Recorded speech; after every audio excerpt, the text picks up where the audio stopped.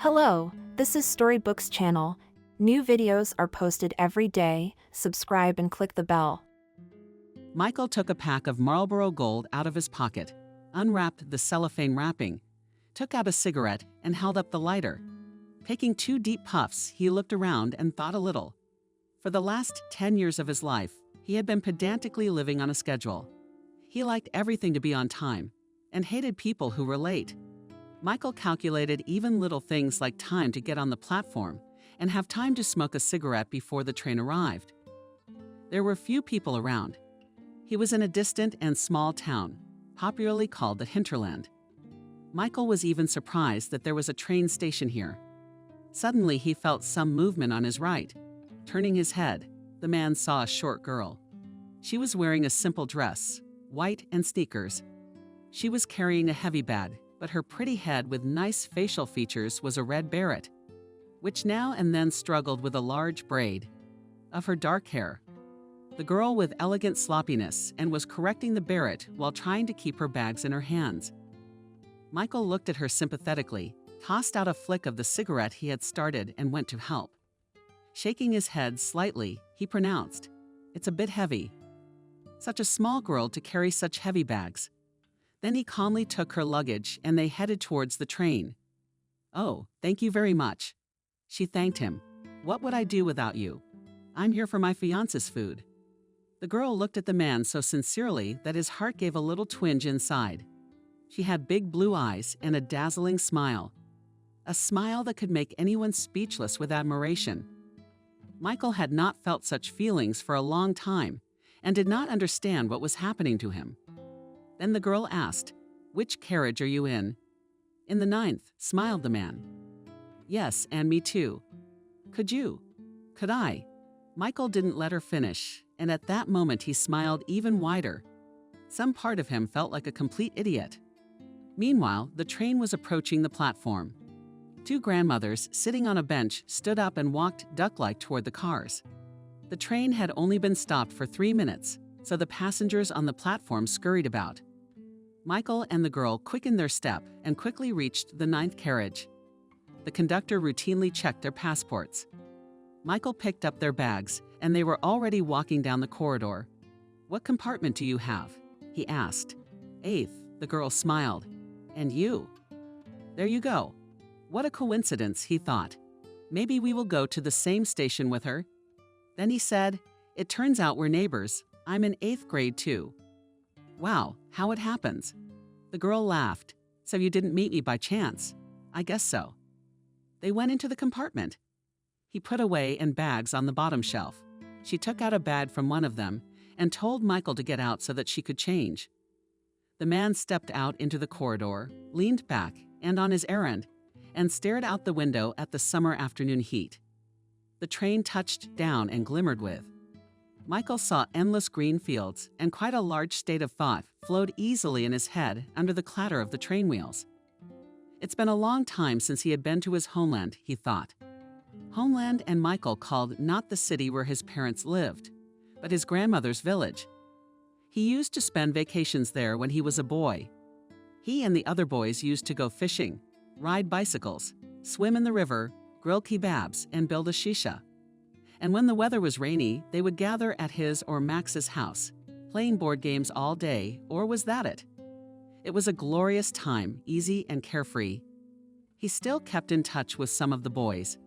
Whenever possible, Michael tried to visit his parents and then stop by his grandmother's house when it was the weekend or when he went on vacation. But 3 years ago, his grandmother passed away. Michael loved her very much and took the loss very hard. He could not come to the funeral because he was on a business trip abroad for a long time. He tried to ask for an excuse, but his superiors wouldn't let him. As his supervisor William, with whom they'd always had a great relationship, put it, "Mike, honey, but I can't let you go. You know, not even for 3 days. You're too important around here. You go away and it's all over at once. Do you know how important our work is? Everyone understands. It's a tragedy, your family's grieving, but my hands are tied. Understand that. Do your job and I'll clap so you can get a bonus." And only 3 years later, after a long business trip, he still managed to come to his homeland. He paid off his parents. They talked about this and that. Again, they asked when he would get married. But Michael had no one in mind. Then, when he was about to leave, his mother recommended that he take the train to his grandmother's village.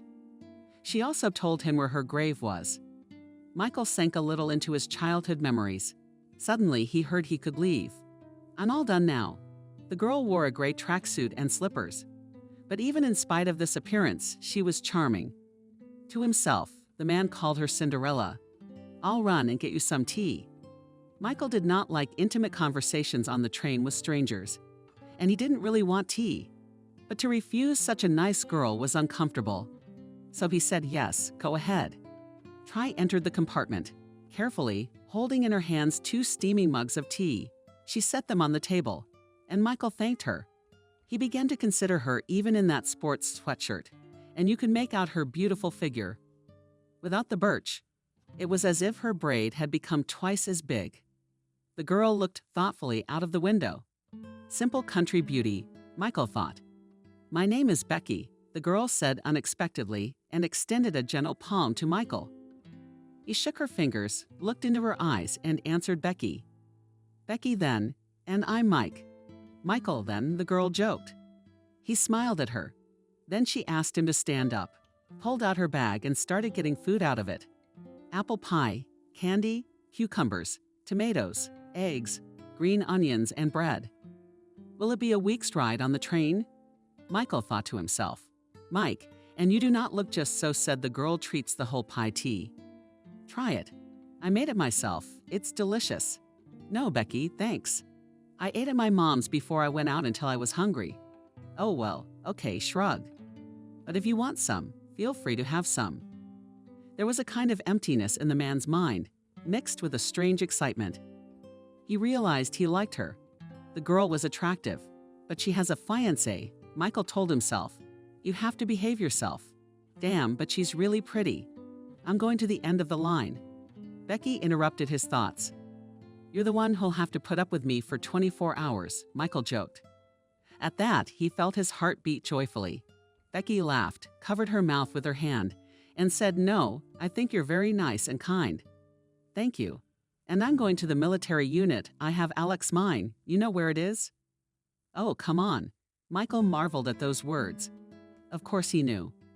First of all, the military unit was only 1 in 20 kilometers from my grandmother's village. In the second place, he was also going to that unit because he was a military man. Ironically, his command had sent him there to serve. Further orders. Seriously not hiding his surprise, exclaimed Michael. Almost choked on his tea. Oh, I'm sorry, I said something wrong. No, it's just that I have to go to the military unit too. Really, such a coincidence. The girl was amazed. What about you? Are you in the military too? Well, you're military. Military, he nodded and drank his tea. He was getting uncomfortable. So you probably know my Alex. Michael looked at her in surprise. Alex Loud is a chief warrant officer.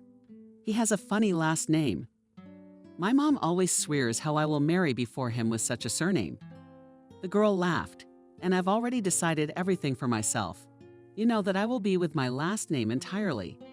I like it better than Loud. What's your last name? Morris. Loud, Michael said. And so he started to change it in conversation. Oh, do you have a non-military last name? No, I'm sorry, but no offense. If I knew you, I'd think you sold toys to kids. You're just so kind and your last name is so cute. Why are you frowning? I said something wrong. Oh, I'm so sorry. You know, my mom always tells me I'm always saying the wrong thing. No, it's okay. Michael tried to speak neutrally, not to give vent to his emotions, as he was always taught in the service. I know you're Alex, he said and drank his tea again. There were different bad rumors about Alex Michael. Michael knew that he was not a fool to drink and often found himself on duty drunk. He was also accused several times of stealing military property, but nothing could be proved. To think, Michael thought to himself, such a beautiful girl, and got involved with a swindler and an alcoholic. How is it possible? Why do girls always fall in love with some assholes? But maybe he'll change with her. Maybe he changed for her. No, I saw his personnel file the other day. He's not fired just because there's no staff. That's what I have to say now. What do you know about my Alex? By the way, he's going to study to be a lieutenant. He's tired of being a chief warrant officer. What's your rank? Captain. Michael said dryly. Wow. And that's how many stars on your epaulets? 5, asked Becky. And the man laughed heartily, not smart girls in military matters, and said 5 stars, Becky, only in Turkish hotels. And the captain has 4 stars. And she stretched out understandably. And can I speak to you? Unexpectedly suggested Michael. And let's. Becky agreed and again extended him a lovely hand. Wonderful. Where is it? You met Alex. I've been friends with him since high school. He was in the same class as me. In 10th grade, we started talking a lot, and in 11th grade on September 1st. Can you imagine, he took me to the park for a walk by the hand, took me and said, I can't live without you. The girl is very talented, portrayed the intonation of a lover. What made the 2 traveling companions laugh? That's what he said. Michael asked. That's what he said. So we started dating there. We graduated high school together. I went to our local institute. My dream is to study hard and go to school to work. I want to teach children Russian language and literature. How nice, Michael thought. And my Alex after school served a year in the same unit. By the way, I went to him all the time, as now I was waiting for him. He came back and said he would marry me. But first he'll go to warrant officer school. You like the military very much. That's the whole story. I wanted to become an ensign quickly and return to the units. He also said that military men get apartments. When he graduates, he'll marry me. And we'll already have an apartment. It's great, isn't it? Do they already give apartments to military men? Michael replied, the state provides a serviceman with an apartment at the place of his service. A social lease agreement is drawn up there. Alex told me the same thing, I think. So we are all waiting. But the apartment is still missing. Alex says he's on some waiting list, and they won't give us an apartment yet. And I really need it, you know, Becky said, a little irritated. No, by the way, it's already 22, and I'm still living with my parents. All my girlfriends laugh at me. They've all gotten married.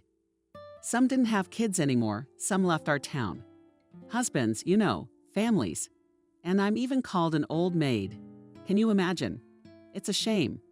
So I keep asking Alex, when will we get an apartment? When? There's a clue. I say I'll go to work together and we'll take out a mortgage. No big deal, we'll pay it off. And he said he's out of his mind. You're going to work for these banks all your life. Where's the apartment? I'm waiting, you wait, and don't show off. Can you imagine? They can't do anything normal in the country. They promise everything. Oh, Becky sighed sadly at the end of her monologue. For a while, the fellow travelers rode in silence behind the window in a single green canvas left landscape. The train was traveling very fast, swaying slightly. The sun had already left the zenith and was lazily descending to the horizon. It was a little stuffy in the compartment, so Becky picked up a book and waved it away. I don't know why I'm telling you all this. You're asking yourself, the girl said. It's the atmosphere, Michael remarked. It's a train compartment. You want to talk about life. Sometimes I've heard that people open up to fellow travelers more than to friends or family. Something about them on the road. Becky was silent for a moment, looking out the window of the train. Then she said, everybody in town drinks, you know, it's so scary. My mother was a drinker all her life. My father died 2 years ago, kidney failure, so I was raised by my grandmother. She's my whole life. Never had a drop of alcohol in her entire life. Neither have I. How did I see all this? Oh, I'm not like that, guys. It's not for me. I'd rather study. And Alex is my drinking buddy, too. We've had a few fights about it. He keeps telling me to quit. I'll quit. When I marry you, I'll quit. I get a lieutenant. I'll quit. I'll quit. Yeah, Becky just started twiddling her thumbs. No apartment, no lieutenant, no marriage. Can you imagine? Oh, at least I'm drinking less. It's not what it used to be, but who knows? The man looked out the window. They were driving over a bridge over a river. There was a small village on the bank. Then the endless forest began again. "Are you married?" Becky asked. Michael answered sadly. "Oh, I'm sorry, please," worried the girl. "I didn't mean to." "It's okay. Are you divorced?" "Yes." "Why did the feelings disappear?" "I don't know," shrugged Michael. "Were there feelings there at all?" "I think she had more feelings for my wallet. I'm a military man, and my salary is good. I was on business trips, and they gave me an apartment, by the way. So she had her eye on me. I took care of her. Beautiful, I gave her expensive gifts. My father, I remember, was always against this marriage. He used to tell me, 'Oh, I don't like Mike. It's your Kate.' 'Oh, I don't like her.' And I was so much in love with her, I didn't see or hear a thing. And that girl was just a plain old hustler. She came from some distant town to conquer Moscow. She saw me and realized there was something to be gained here. I proposed to her, and she had her head wrapped around my neck. 3 years of marriage, but I was always traveling on business. She needed a bigger apartment or a car. I took her to the sea twice a year. And children?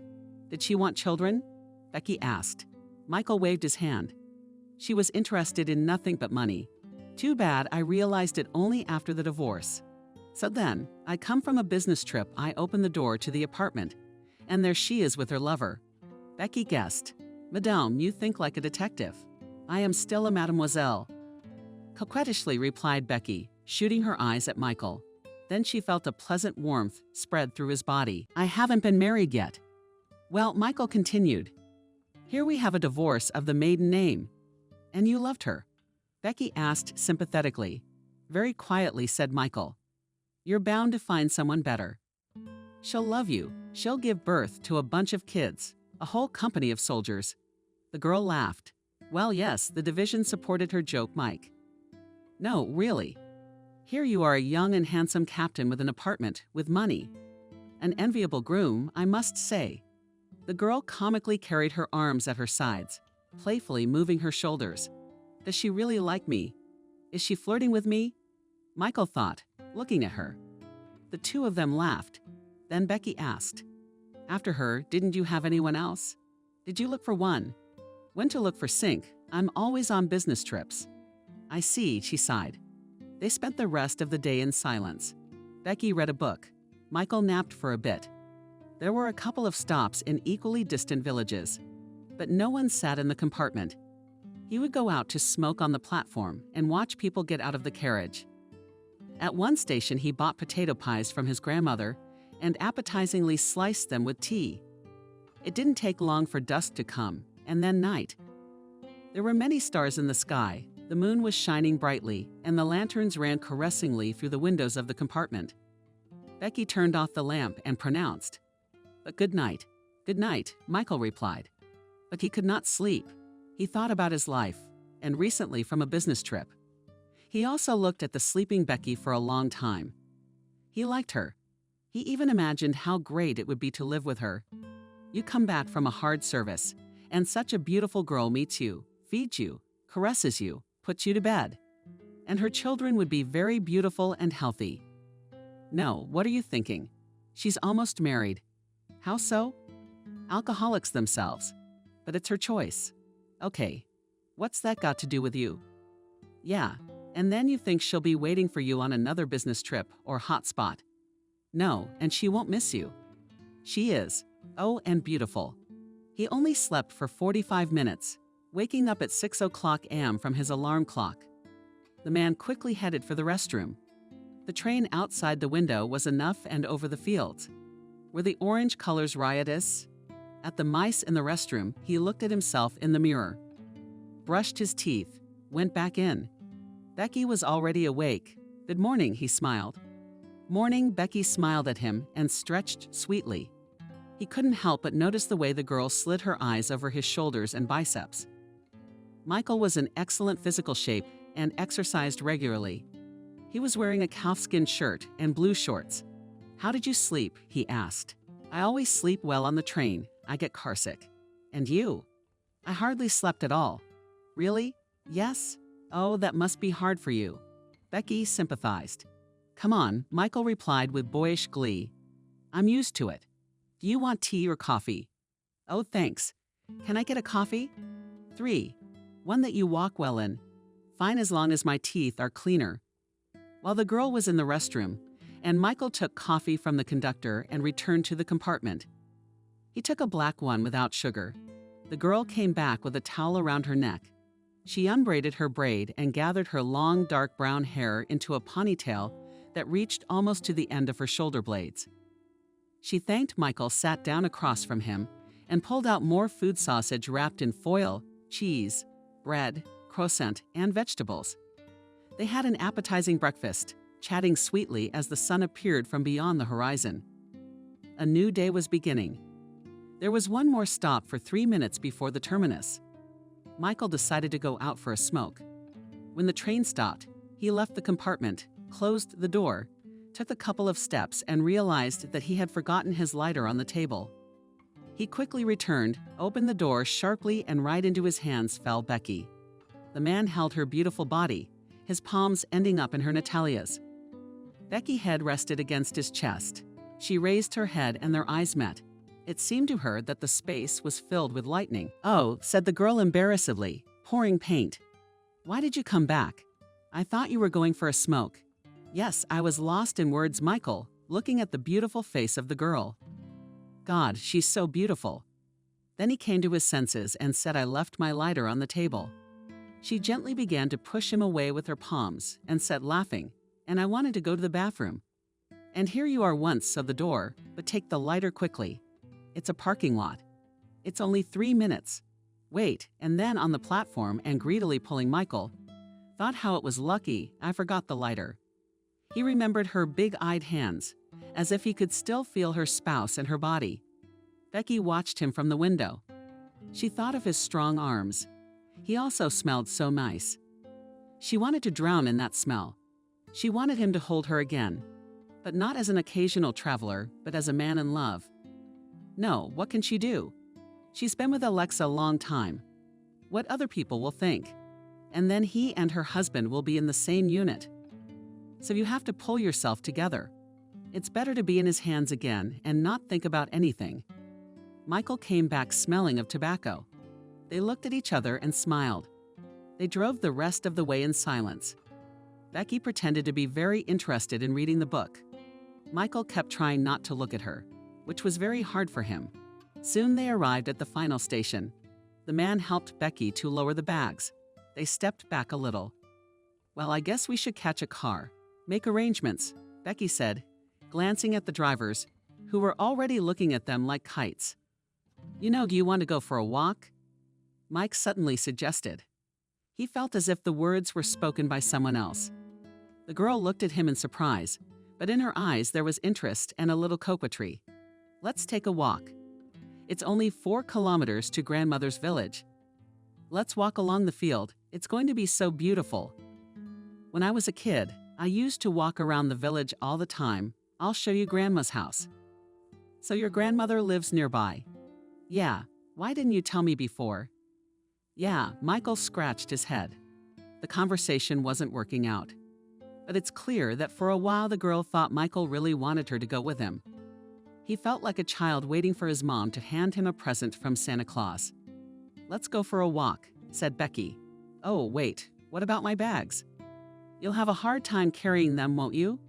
And they can leave them in the luggage room at the station," replied Mike. "We'll walk in the village, then take the bus. We'll come back here, pick up the bags, and go to the unit. How's that sound? It's tempting. Alex doesn't get off till 4 o'clock anyway. What did he tell me? There's plenty of time." They left their bags in the luggage room and were given the number 215. Then Michael led her along the field along a road he had taken many times when he visited his grandmother. Very often he would ride his bike to meet the boys, dawn and see off the sunset. And this birch tree was the first time he kissed a girl. He was 13 at the time. They were walking. Watching the tall grass move in the wind in a field in the distance was a forest. Michael used to tell us as a child. "Grandma will probably be glad when she sees you," Becky said. "Does she know you're coming, or is it a surprise?" "Well, she died 3 years ago." "Oh, Mike, I'm sorry, please." It was the first time she called him Mike since they'd been together. "What's the matter?" 1 minute it's the wife, 1 minute it's the grandmother. No, it's okay, Michael reassured her. It's not your fault. How could you have known? I didn't say anything. Anyway, I wanted to go to my grandmother's grave. I wasn't at her funeral because I was on a business trip. Then he paused, as if collecting his thoughts. It's weird, you're a strange girl. I'm taking you to my village for some reason. I told you I'm going to my grandmother's grave. Why am I suddenly taking you with me? You were not afraid of me. No, smiled the girl. I trust you. I feel that you are a good man and that you speak the truth. And if a man is a scoundrel, I can recognize it from a mile away, Becky said and lightly stroked his shoulder. Michael felt warm inside again. Believe me, for my 22 years I have seen different people in my life, and many of my beauty wanted to take advantage of. Well, you know, for what purposes? But I feel like you don't have that nasty stuff in you. You're a good person. Tell me more about your childhood. Are you that interesting to listen to? They moved on, and he kept feeling the touch of her hand on his shoulder. He felt warm inside from her voice, from the smell of her hair, from her look, from her laughter. Becky, on the other hand, felt very calm, as if she was completely safe and could fear nothing more. Everything was getting softer inside her. She wanted to stroke his mighty arm and to stare into his eyes for a long time. And Michael talked merrily and nonstop about his childhood, about the village, about his grandmother. Becky laughed, wondered, laughed loudly, pushing Michael on the shoulder. He told about playing soccer with the boys. One of the boys kicked the ball and broke the windows in Nikolaevich's house. He jumped out of the house and ran after them, swearing funny words. Then how Michael caught a big pike in the river and became the first guy in the village. How he tried pot and moonshine with his friends for the first time. How he fell in love with Anna and asked her out at night. How he and Ben made a bungee cord and jumped off it all summer long. She listened to him and listened to him. Slowly, the houses of the village began to appear. I was thinking, Becky began, I guess we grew up in the same town, didn't we? Michael agreed. How come I've never met you before and never knew you? So I'm older than you. So what? How old are you? 30. Well, you're only 8 years older than me. We must have crossed paths sometime. What school did you go to? 9th, I was in 4th. What neighborhood did you live in downtown, you? I lived on South Side. You know where that is? Yeah, I do. It's a small town. That's what I'm saying. I'm surprised we haven't seen each other before. Becky. I left for military school when I was 18. You were only 10. How and where would we have crossed paths? Yes, while you were at home playing with dolls, I was already playing with boys in the yard, and even tried cigarettes. Yeah, Becky said. I was very young. Do you know Ustinov? No, I don't. Well, he's a cab driver now, and he used to make fun of me. It's hard for you not to, Michael complimented. Becky laughed and blushed a little. Who else? Maybe you know someone named William Jensen. No, I don't. Or I taught Brunson. My best friend since we were in diapers. No. The man kept smiling. Jenna. Corver's got the whole crew. Well, Alex ended up there too. I don't know. I know Ethan Simmons. Yeah, and to think. Martin Nance, you know him? Have you ever talked to him? The man was surprised. Well, the other guys were with him. He's in one company or the other. He's a drug addict. Yeah, they say he threw himself out of a window a year ago. While he was in the hospital. 6. Congratulations, Michael said. Of all the mutual acquaintances in our town, the only one we have in common is Martin Nance, the junkie. It's nice when such wonderful people bring other wonderful people together. Becky started laughing very loud and long. Michael looked at her and smiled. He liked being funny to her. He wanted to hear her laugh more and more often, probably for the rest of my life. Oh, we're getting close to the village, aren't we? My grandmother's cottage was my grandmother's cottage, Michael said. What's wrong with it now? Becky asked. For 3 years it's been empty. My father took everything out of there and boarded up the doors. It was decided to sell. The parents needed money. I help them as I can, but still not enough. Their paychecks are often late, and they have to pay the rent. They wanted to sell the house and put the proceeds into a mortgage. They put up an ad, but they haven't had a buyer in 3 years. Can you imagine how that could happen? And when I got back from my business trip, some guy came along. Tomorrow my father will come here, show him the plot, and negotiate with him. Well, he already wants to buy it. So technically this plot is still ours, but soon it won't be. Now it makes me sad. Becky asked sympathetically. A little, said Michael. This is where my happiest moments were. I remember my grandmother's apple pies. I come running hungry in the evening, but I fly at them like locusts, eat everything, and she looks at me and smiles. Eat, eat, sweetie. Then I go on with the boys to run around, and she sits down to cut a sweater for winter for me or my father. A tear glistened in the man's eyes. Commander, do you have a cigarette? Michael was awakened from his thoughts by an unpleasant shout. He looked to the right and saw 2 guys about 25 years old. They were sitting on a pile of firewood and seeing him and the girl, headed in their direction. Why wouldn't they? Tense? Asked Michael, trying to remain calm. Becky instinctively hid a little behind his back. The young man approached and carelessly took 2 cigarettes out of Michael's pack. He was wearing a calfskin and no visor. The pungent odor of alcohol hit the captain's nostrils. It was obvious they had been drinking for more than a day. He gave his friend a cigarette, and they smoked with matches. Not from around here themselves? Asked the unpleasant villager. No, Michael said calmly. I grew up here. I've come for a walk around my hometown. I see. Listen, can I give you the whole pack of cigarettes to A? We've been sitting all day without a smoke. Michael was surprised by such an unexpected and impudent request and asked, Can't you buy a pack of cigarettes? The stall around the corner. Imagine, no fate. Stupid laughing is over, comrades. We're out of money, we drank it all. So give me a pack. Hey, buddy, how about I leave you a couple more cigarettes and we'll go? All right. Michael tried to speak neutrally and politely, but the rage inside him was beginning to curdle. You're holding us up. No, let's do it this way, the guy answered him. You give me a bundle for one of your girls and get the fuck out of here. Your girl's prettier. Becky was very scared, instinctively hiding behind Michael's back. He realized that a conflict was brewing, which apparently could not be avoided by peaceful means. Everything happened in a matter of seconds.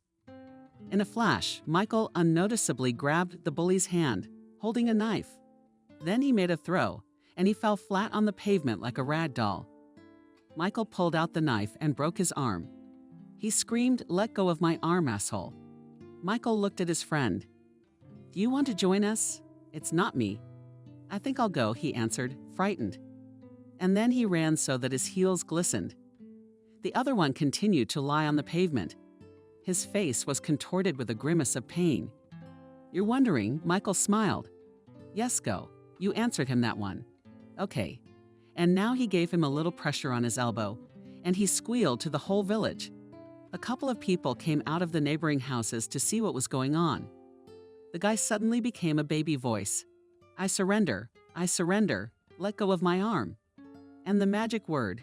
Please, that's not all, Michael said. Apologize to the girl. What do you want me to put more pressure on my hand? No, girl, please apologize to me and my friend. You know him. Michael looked at the frightened Becky. She was nodding machinely.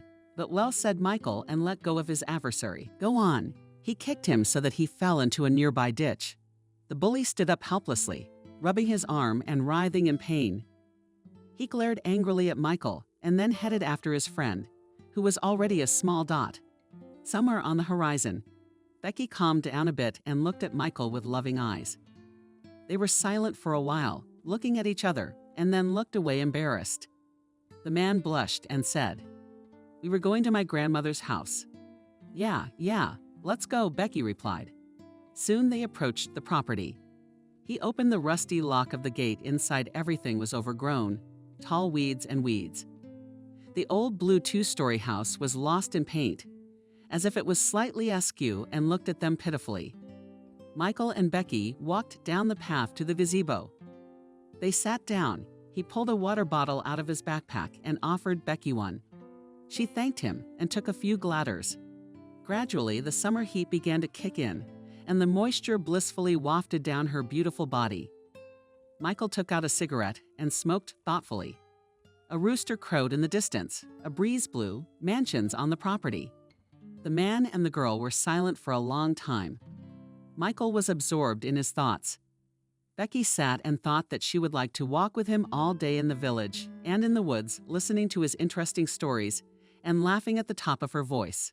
She hadn't felt this good in a long time. She liked him. Becky was very afraid to admit it to herself, but she could no longer deny the obvious and deceive herself. She liked him, and Alex was somehow pushed to the background. Not even to the background, but to some very distant one. It was as if he had become a complete stranger to her. She didn't want to go to him, but Mike was so dear, so warm, so real. She looked at him with her hand on her cheek. For some reason, she wanted to ask him, "Where did you learn to do that? What don't you understand, Michael?" "You know, the tricks of the trade," Becky said, embarrassed. "I've only seen that in movies before, and here you are." "And this floor," indifferently answered Michael. "And I've been practicing hand-to-hand combat for 6 years." "Wow," the girl exclaimed. "Yes, my father brought me." "You know where the museum is, don't you?" "Of course I do." "Well, there was a school in the basement. I practiced until I was 18 years old.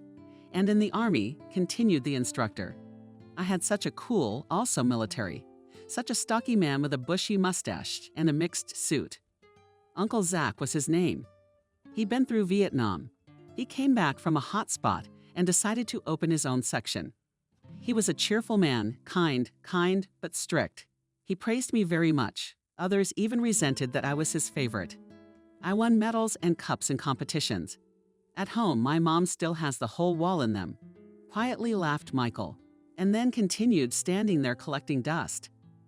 "Why do they have to collect dust right away?" Becky shared. "You tried, fought, won."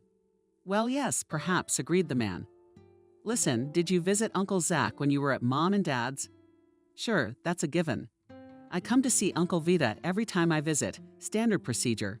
He taught me a lot, not only in terms of sports, but also in life. A wise man, so very wise. This time I came, I thought we'd do the old scheme in his coach's room. A couple of daisies, and then we'd go back to our old ways. And he told me, 'Mike, I've given up drinking.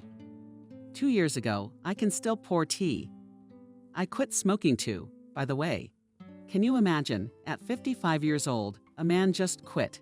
Good for him. I'd like to quit smoking too. I don't drink very rarely anyway. And never got drunk." Michael summed up, smoking a cigarette and carefully put out the butt on the ground. Then he threw it into a rusty bucket that stood nearby and looked at Becky. Their gazes met again. She took her hand away from her face and put it on the table in the gazebo. Then she said to Michael, "Thank you for protecting me." Looking into her eyes, he touched her hand with his fingers and then placed his palm on it. Becky wanted to pull her hand away, but his palm was so nice, so hot. Michael could feel the girl struggling a little. But then he realized that she felt good when his strong hand touched her. For a while, they looked at each other in silence. A blush began to flood their cheeks. Finally, Michael said softly, "So beautiful. You were made to be protected and cherished at all times." She felt a huge and pleasant wave arising in the center of her body, filling her with heat. Her heart beat more frequently. He lifted her palms, their fingers beginning to intertwine. She didn't resist. "No, you can't do this, you can't do this." Becky thought, "I have a boyfriend. I've been with him for 6 years, and Mike was the first time she'd ever seen him yesterday. But how can I be happy with him? I've never felt as good in 6 years as I did today in one day." And Michael squeezed her soft, lovely fingers tighter and tighter. He wanted her, and he desired her. He longed to wrap his arms around her lovely body. Finally, Becky came to her senses and pulled her hand away from him, slightly embarrassed and blushing. The man's face became new. He turned away and nervously took out a cigarette, although he didn't really feel like smoking. "What on earth am I doing?" he thought. "She has a fiancé, especially he's in the same unit as me. Why am I telling her all this? Why did I bring her here? God, what an idiot am I? And since we have a bus back to the station, Becky interrupted his musings. There's one at 12 o'clock. He looked at his watch. And you wanted to go to your grandmother's grave. We'll make it. Yeah, the cemetery's not far. Good. Why don't we go then? Let's go. Michael lit a cigarette. They left the gazebo. As he left, he closed the gate and looked at his grandmother's house one last time. Tomorrow it would be sold to another person. His warm memories from his childhood would remain only in his soul. He mentally said a warm goodbye to the house, and they headed towards the cemetery. The village was deserted. Michael noticed that several houses were deserted. Such familiar places seemed so alien to him now. This was the end of a part of his life, of which he had many memories, but memories. He felt as if an invisible artist was erasing the forgotten frames of the movie of his life. He went on and on about his life, but all he could think about was the pleasant touch of her fingers. She was asking him something.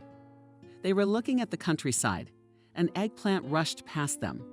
A new 9 with the windows down. Music played loudly from them. They walked along the forest on a dusty road and soon found themselves in a cemetery. They walked along the graves for a while and ended up at Grandma Michael's grave. I'll wait for you there, Becky said and walked a little farther away. Okay. Grandpa and Grandma's grave were side by side. Their portraits stared at him silently from the granite stone. Grandpa Michael had died when he was 5 years old. He barely remembered him. His grandmother, on the other hand, had lived a very long time. Michael sat on a bench and thought about nothing. Nearby stood the old man's birch trees. When the warm summer wind blew, it became hot. Becky stood nearby near a monument. The sculpture depicted a weeping angel. The girl looked at it thoughtfully, and Michael approached her at the same time. It's a beautiful sculpture. Yes, agreed the man. Let's go, let's go. As they left the cemetery, they met a watchman who was sweeping up leaves and exchanged dry ones with him. Hello. They walked a little way down the road towards the village when suddenly Becky's phone rang. It was Alex. I'll answer it, she said. Michael agreed with her. Hello? Yeah, I was driving all right. Where? Yeah, I'm in the neighborhood. So you said it was only at 4 o'clock. So I did. All right, I'll be there soon. What's wrong with your voice? Are you drunk again? No, look, she hung up on me. Michael looked at her and she sighed and said, I think you're drunk again. Oh my God, I am so sick of this. I can feel that he's drunk. I can feel it, and he's still lying to me. He just called me now, and it's 11 o'clock. I told him I'd be there at 8 o'clock. Nothing. You made it. You're fine. Do you need any help? Like I'm just there to drive food to his unit and put up with his drunken antics and wait for us to get an apartment that we may never get. God, I'm so tired of all this. Becky covered her face with her hands and cried. Michael was confused for a while. I don't know what to do. Then something nudged him, and he hugged her. Becky clung to him in return and sobbed, her tears stinging his chest. He could feel the pain building up inside her. Michael held her beautiful body in his arms and could smell her beautiful hair. The girl was crying loudly. They stood in the middle of the woods near the road. The man had the feeling that they were some strangers among this lovely and endless nature. Why should I beg for care? Don't I deserve it? The girl read through her tears. Don't I do enough for him? 6 years I'm with this turnover and nothing good. He only drinks and promises. And he'll quit drinking and marry me, and we'll have apartments and children. Yeah, of course, I should have kids by now. All the relatives want grandchildren, the clock is ticking. And this one. With these words, another sobbing fit burst from her chest. Michael held her tighter. His chest was wet with her tears. The girl cried for a while longer, and then her sobs turned to short sobs. Michael had some tissues in his backpack, and he held them out to her. She wiped her red, crying face. I don't know why Michael took one napkin and began to wipe her tears in a fatherly and caring way. Suddenly she took his hand when it was near her cheek. Their gazes met, her eyes glistened and her lips were moist. No longer able to control herself, they merged in a long and passionate kiss. It was a riot of vibrant colors inside a waterfall, emotions of fever coming from the very heart. Becky hugged his huge back and he stroked her waist. His hands moved lower and lower. She didn't mind and clutched to him even tighter. At one point, Becky pulled away from him, and he looked into her eyes and whispered, "Let's go into the woods." She nodded silently. He sat with his back leaning against a tree. She was rolling on top of him. Her lovely head of gorgeous, thick, darkly pantsed hair was on his chest. Becky was beautiful. Michael covered her with a windbreaker that he had in his backpack in case it rained. She felt warm and good with him. She seemed happy. He stroked her chin with his fingers. Once in a while, Becky kissed them lightly. It felt so good for the two of them. They were silent for a very long time, enjoying each other's company. And then the girl laughed lightly, stroked his chest, and said we didn't make the bus at 12 o'clock. We didn't make it. Michael agreed. What time is the next one? I think it's at 14 or 13:30. But what does it matter now? How do you feel about going on duty, Comrade Captain? Said Becky, and they laughed together. How does the song go? Airplanes first. Yes, and the girls after that. Michael finished for her. Well, you can't take a song for granted. I've been stuck with airplanes for 6 years. Kate got divorced, and that was it. You never had anyone else after her? No, just one-off stories that didn't last. There was this one girl. I fell in love with her, started courting her. You know the usual, but she didn't want any of that. She just laughed at me, that's all. Then I had no time for business trips, hotspots. I was making money, and my personal life was kind of wiped out. And then suddenly you. They were silent. Then Michael asked, "Tell me, why did you love your LX?" I don't know exactly, Becky thought. Probably at 16, when he kissed me for the first time. It was some kind of hormonal thing. A crush. Alex told me how he felt all the time. He gave me compliments, flowers, wooed me beautifully. He even wrote poems. Can you imagine? He told me how much he loved me and wanted to have children with me. And he was sure to marry me. But first, the military school, and then this coup for an apartment. I believed him. I waited for him always, because I had to. A woman should wait for a man because he's good. He's a provider. That's the way I was brought up. I studied, he studied. We saw each other once. We rented apartments to live together. I thought we have these feelings forever. And then it became more of a habit or something, You didn't think about leaving him. Michael interrupted her.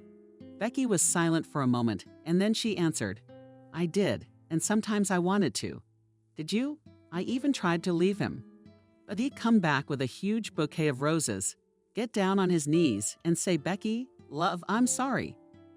I believed again. I thought that this time he would change and everything would be different. But no, it's the same old pattern. Everything goes well for a while. Then it's back to drinking, swearing, blaming me for everything. It's like a merry-go-round. I feel like such a fool now. You're not stupid, Becky. You're not stupid, Michael said, stroking her hair and kissing the top of her head. And then there's my relatives and my mom and my grandmother and my friends' grandmothers all pushing me. Come on, what are you talking about? He drinks. So what? Who doesn't drink nowadays? At least he's not cheating. You have to learn the military on the tape, and then, look, up to major, and maybe even colonel. What prospects and an apartment? Which of the suitors has an apartment now? Go with him, accept it. Nothing. It's just his youthful stupidity that will pass. Be patient. That's it. Mike, be patient. Be patient. Wait. And I'm waiting like a fool and bear with it. Mike, when will you live? To love, when to babysit and take the kids to the garden. Oh, I'm so sick of all this. They were silent, and he stroked her hair. Then the girl continued, and you and I have everything. That's how ashamed I am, Mike. I cheated on my fiancé with you. What will people think when they find out? They'll say I'm some kind of, There'll be rumors all over town. Michael put his palm on her cheek, turned to face her and said, I don't care what anybody thinks, I don't care. Let them think what they want to think. All people have opinions. Nobody forbids them to express their opinions. But you can just not listen to it. Turn it off and do what your heart desires. After these words, they merged again in a long and tender kiss. There was silence. Birds were singing. A cuckoo was heard in the distance. After the kiss, they were silent. And then Becky asked him, "What story am I to you?" "What do you mean?" "But you said you had one-off stories there after your ex-wife. What if I'm a story to you too? Taking me to the country, charming me. What if this is all a cunning plan to seduce me?" "Becky, really?" "No, honestly, I swear to you." "Mike, then what do we do now?" "I got a fiancé. You're in the service with him. In one unit, I'll live in this military town for a month and go to him, and then I'll go to you. I've never had anyone but Alex. I've never had a lover. I don't know what I'm going to do now. Oh, I don't know. Not a slutty woman, I guess. Becky, let's take things as they come. Right now, you and I are going to take the bus. Then you call Alex, get the car, drive separately from me so no one gets suspicious about us. I'll be there later. You can text me tonight and we'll meet." "How interesting. I'll be in a show or a movie or inside a book I read as a kid. Secret dates, fiancés, lovers. I never thought I'd go on one of those. And here you were a random hitchhiker," Becky said, and gently slapped his chest with her palm. "Let's walk slowly toward the bus." "Oh, I don't feel like it," the girl said. "I don't feel like it. I'd lie around with you all day long." "So good. Let's stay here for another 5 minutes." "Come on," agreed the man. The bus pulled up, sighing all around him. The clubs where Becky and Mike sat down. Passengers with grim faces looked at them in surprise as if they were foreign elements. Michael held out money to the conductor and she gave him change. The bus bounced on the bumps. Becky stared out the window pensively and it was hot. He could feel the sweat beading on his forehead and his back getting wet. The seat beneath them had already warmed in the sun, now burning his buttocks slightly. "How far are we going to go?" Becky asked. "About 15 minutes, Michael answered. They were silent the rest of the way. They arrived at the train station where they had gotten off the train this morning. The rest of the way, they drove in silence. They arrived at the station where they got off the train this morning. It felt like they had lived a lifetime together in just one morning." The man lit a cigarette. The bus driver approached him and gestured for a lighter. He was a thin man in his 40s. He had a thick black brush mustache sticking out of wrinkles on his face. He was dressed in a brown shirt with stains under and under his arms and black pants. He dryly thanked and stepped aside, and Becky looked at Michael with loving eyes. He was so masculine, so tall, so strong. Her body could still feel it, his strong hands rough and caressing. He was beautiful. Mentally, Becky compared him to her Alex, and the latter was clearly losing on all counts. She didn't want to go to her fiancé's house. She wanted this day to never end. Michael finished his cigarette, and they headed to the locker room to pick up their bags.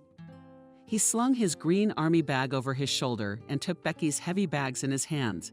"Can you carry them?" the girl asked. "Where would I go?" The man smiled. They headed towards the cab drivers. Seeing them, an elderly Indian with a characteristic accent shouted, "Guys, we need a cab." "Where are we going?" "Let's make the bags nice." He opened the trunk and made an inviting gesture. How can you refuse such a service? Michael thought to himself with a smile. The cab driver helped him to put the bags and then opened the door. Becky got in. "Only the girl will ride." "I'm not going," Michael said. "If you say so," agreed the cab driver. "Where to?" "To the military unit near here," answered Becky from the car. "Let's kick it, yeah," said Michael. "How much, bro?" "Special for you. The price is $5. I'm telling you it's a very good deal. You go that way." "If you go that way, everybody's going to tell you $7, $8. I'll take the girl like a magic carpet and my mom." "I swear." Michael smiled, pulled out his wallet, and gave the driver the bill he needed. After thinking a bit, he added the cabbie and another $1, said, "And this is for you for the service. Your brother from the heart. Well, let's go." "Wait a couple minutes," asked Michael. He leaned over to the car window. Becky looked at him. "But for now," she said. "For now, I'll text you tonight." "Okay, be careful." He stepped away from the car and signaled the driver to go.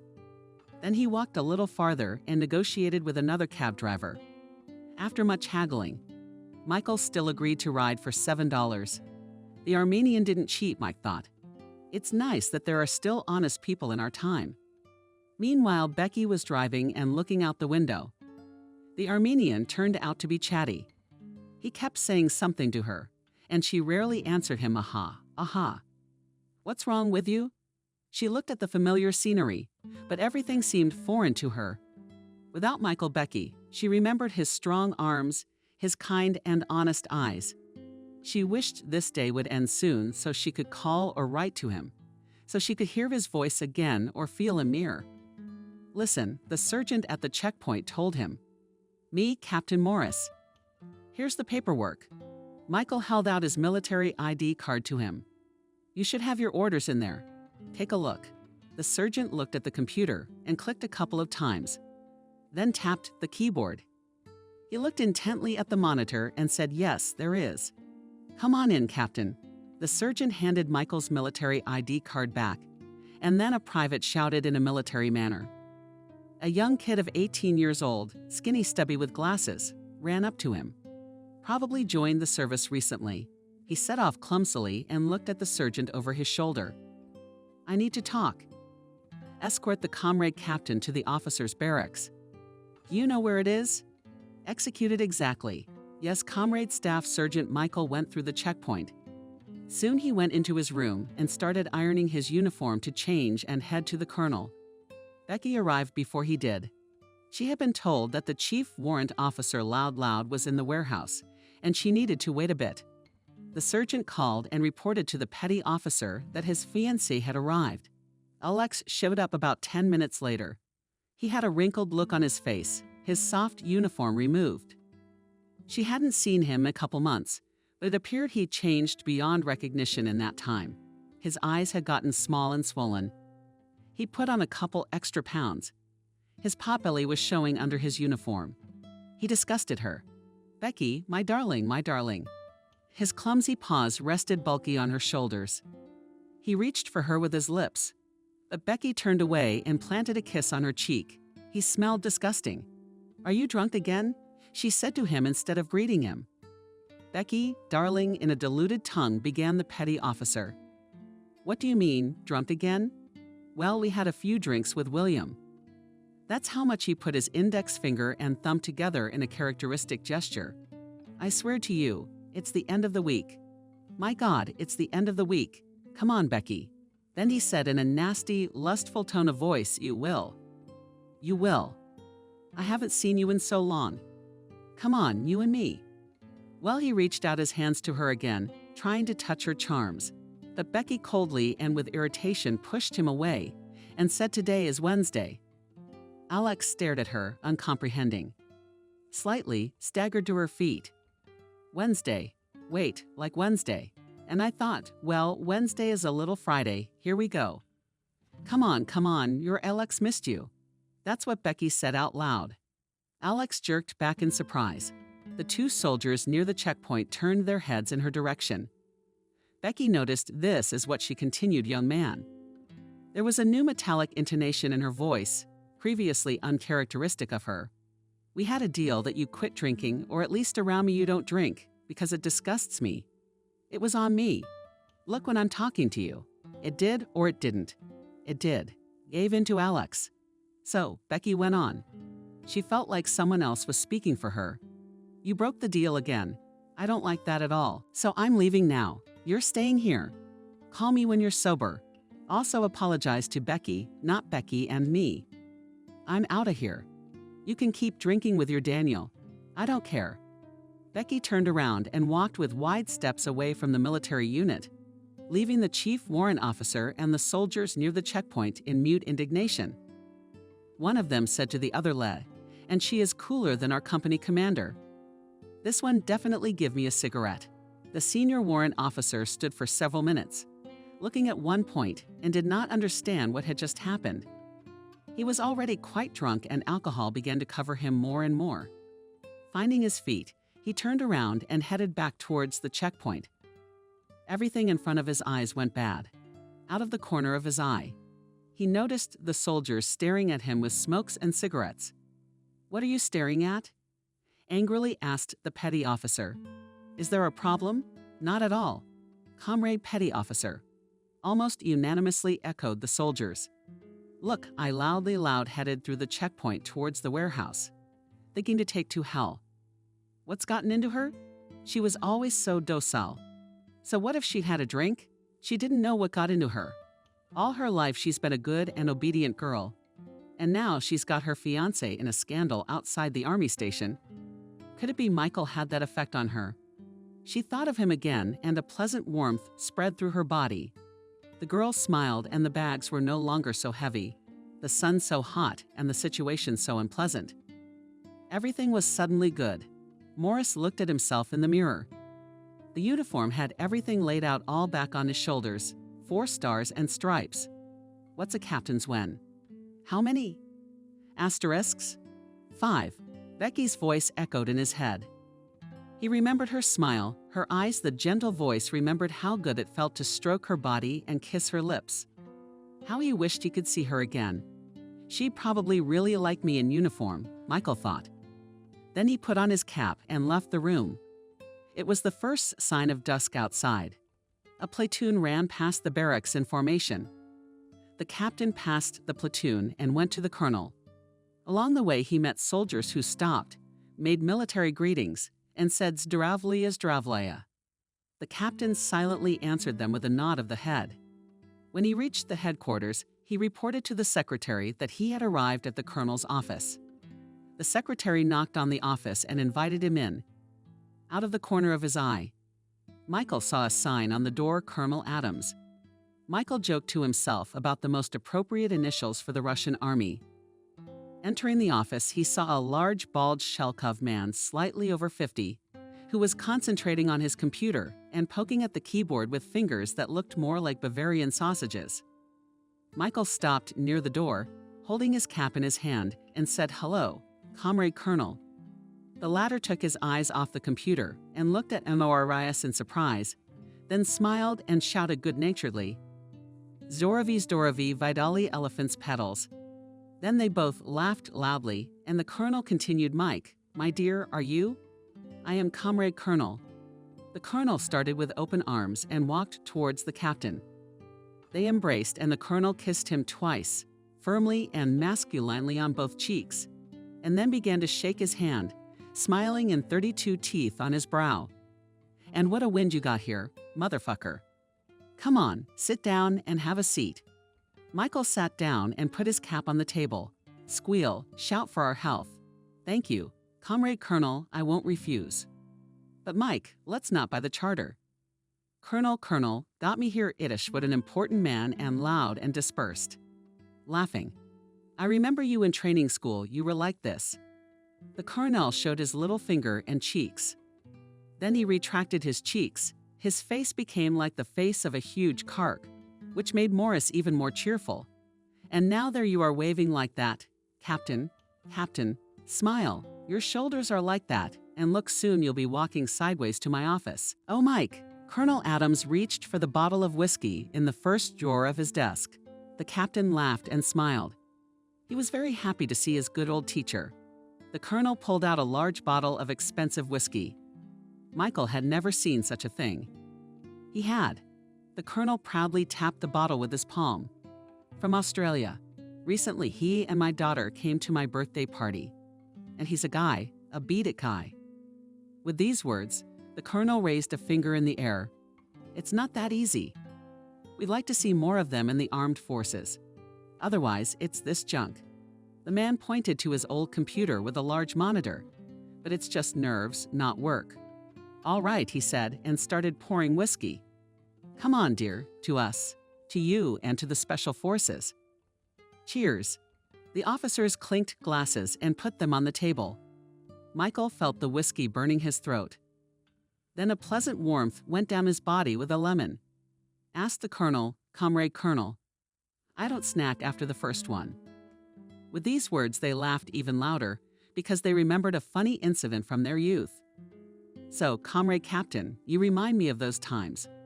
Smiling, jokingly wagging his finger, told him Adams and is. "All right," thought the colonel, and began to shift a little to a more serious tone. Think how you and I came to such a remote place. I thought you served somewhere near Moscow. That's right. And then a business trip like a business trip. Really? Asked the colonel, pouring the second one. How are ours?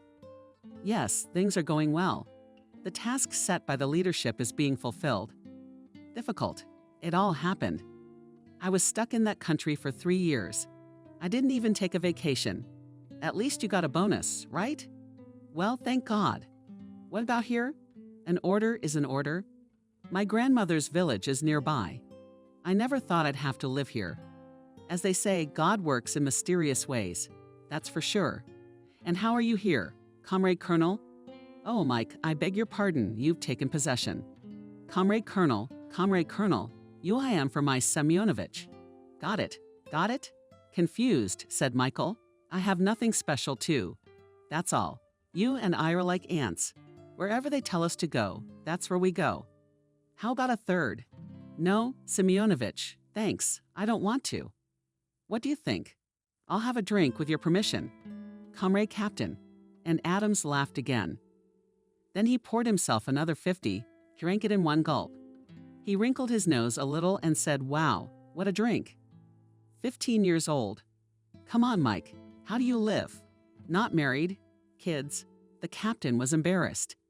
He remembered Becky's hair and her soft lips. He really wanted to hug her.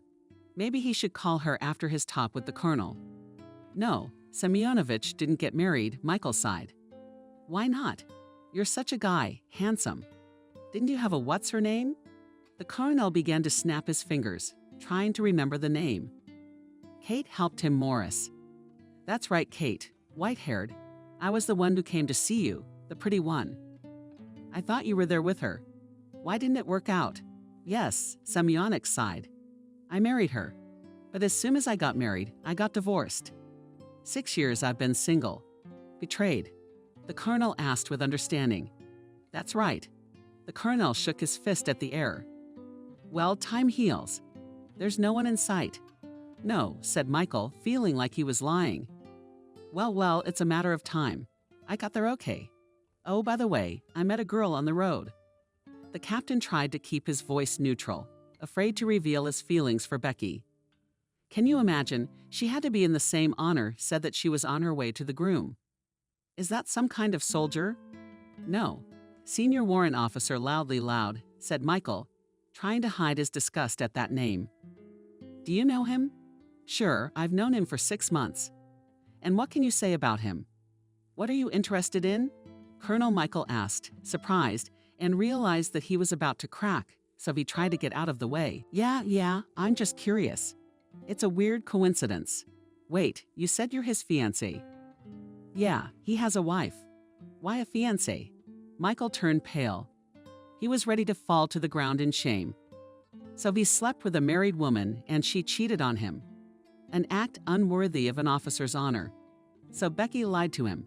She was actually married to Alex. And if she was lying, why? Did she really want to cheat on him? Or maybe she wasn't going to see him at all? Questions like angry bees swirled in Morris's head, but the colonel interrupted his thoughts. But yes, he has a wife and 2 children. He told me so himself. It's in his personnel file, too. Mike, why are you looking so pale? Are you okay? Yeah, I'm fine. Out of breath, Michael said. What's his wife's name? Oh, God forbid I remember. I remember Becky. Oh yeah, Becky. The girl on the train was called Becky, too.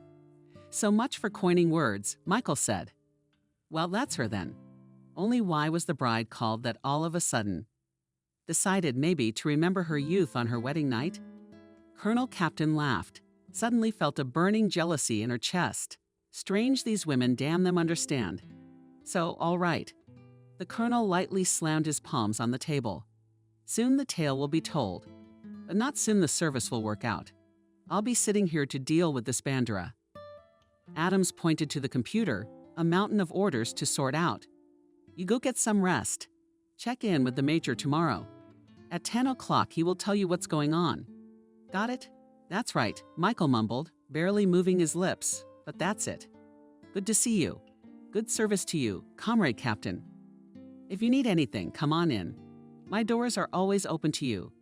Captain Morris walked out of headquarters, having a bad dream about sleeping with the chief warrant officer's wife. He thought, that's a hell of a thing to do. But damn it, with a very pretty ensign's wife. What's the difference? If anyone in the unit finds out, it'll be such a scandal. My God, what was I thinking? My head's all fucked up. I was imagining things. I believed her, and the woman just wanted to have fun. Of course, she's got a fallen husband, right? And here I am, a captain, tall, handsome, strong. How could she not sleep with me? Oh, what a fool I was. Michael had dinner and spent the rest of the day in his room. He tried watching a movie on his laptop, but all his thoughts were only of her. Inside was a mixture of feelings of love and bitterness, jealousy, annoyance, shame, and anger at himself. After all, she was going to live in the town for a month. Becky would be traveling to it. Who can find out then what will happen? And how am I supposed to look that guy in the eye now? Maybe he's not an alcoholic at all, but a decent warrant officer. Everything else is just gossip and rumors. The colonel didn't say anything about him, right? Hello, Comrade Petty Officer. I slept with your wife in the woods. How's that? It's like a joke, for God's sake. Michael chased these thoughts in his head, lying on the bed with his hands behind his head. It was already 12 o'clock, but he didn't want to sleep. Tomorrow he would be up at 5. Suddenly, a cell phone registered on the nightstand. It was her. Gathering his strength, he picked up the phone and coldly said hello. Hi. Once again, that gentle voice ripped his heartstring apart. You're awake. No, in a cold, angry tone communicated Michael. How are you? Fine, and you? I've been thinking about you all day. What's wrong with you? You're so tense. You're doing fine. The man was silent for a long time and then asked, Why did you lie to me? What are you talking about? Mike, I sincerely do not understand what you mean. Let's be more specific. Becky was scared. That Miloud is not your fiancé. He's your husband. What Becky marveled at. I told you we're not married. He keeps asking me to marry him, but we never did. You have 2 kids with him. You hid it. Mike, have you been drinking? You don't sound like yourself, talking nonsense about your relationship. Alex, I told you everything as it is, and I was honest and frank with you. You're a mother of 2 children, and you let yourself sleep with another man. You're such a righteous one. The girl lost her temper. Let's say I was even a mother. So what? Let's say I was even a mother. So what? What are you, some kind of saint? You saw a girl younger than yourself. You tried to woo her. Told her touching stories about her grandmother and her childhood. He wooed her. And then I burst into tears. And you, Menatep and Bang, and dragged her into the woods. Isn't that right? The man was silent. In a way, she was right. That's right. And something tells me, even if I told you I was a mother of 2, it wouldn't stop you. Michael was silent again, and she was right again. Why don't you say something? You've lost your tongue. Becky, you're not interested in anything else. No shame, no conscience. Look how interesting you've made me look. And now he's claiming I'm some kind of a dishonest person. You know what, Mike? I thought much better of you. Goodbye. I guess you and I had a one-time thing going on after all. I'm sorry. I was kind of hoping for more than that. Then tears came to the girl's eyes. There was a lump in her throat. God, I'm such an idiot. A month had passed since that conversation, or maybe a year, he didn't know. Everything appeared gray and dull to him. Michael knew that once a week Becky came to see the chief warrant officer. He tried not to cross paths with her, though his heart ached and his soul ached to tell her how he felt. However, he tried to bury them alive, but they inexorably burst from the bowels of his soul and grabbed his heart fiercely. In his chest pinched longing for the rack on the tape flashed days of service, the schedule of the day. Everything by the hour, everything by the minute. Routine sucked him in. But in his spare time he thought of her, remembered that fabulous day they spent together. There were times when he forgot about her, and it was strange to him that he thought about her for hours, but she suddenly became the centrifugal force of his thoughts. His whole being yearned for her. Several times he wanted to call her, talk to her normally, explain everything. Maybe try again, or at least part on a good note. But he couldn't. His fingers were already dialing the cherished phone number, but something stopped him at the last moment. It was about the same thing. At first she was very angry with Mike and could not forgive him. Then she began to long for him. She remembered the day she had spent with him too, and thought it was the most beautiful day she had had in the last 6 years. She wanted to go to him, but her feminine pride prevented her from dialing his phone number. No, she thought, if he was really a decent man and would fall in love with me as I did with him, let him dial me first and apologize. And if he's just another dog, let him go to the woods. There aren't many of them. Well, there aren't many, handsome, tall, handsome, nice, with money, with an apartment. A captain, probably a colonel. What rank comes after captain? I'll have to ask Alex. Alex called her 2 days after such an unpleasant incident at the checkpoint. Swore and swore that he would never drink again in his life, except a little bit on holidays. He told her he loved her and had been waiting for her all this time. And Becky believed him again, since she'd known him for 6 years. And Mike was the first time she'd ever seen him. Alex, he's kind of her own person. She consoled herself. Yeah, he drinks, sure. But what man doesn't drink? We should ask him about the apartment. What's the good news? Nothing.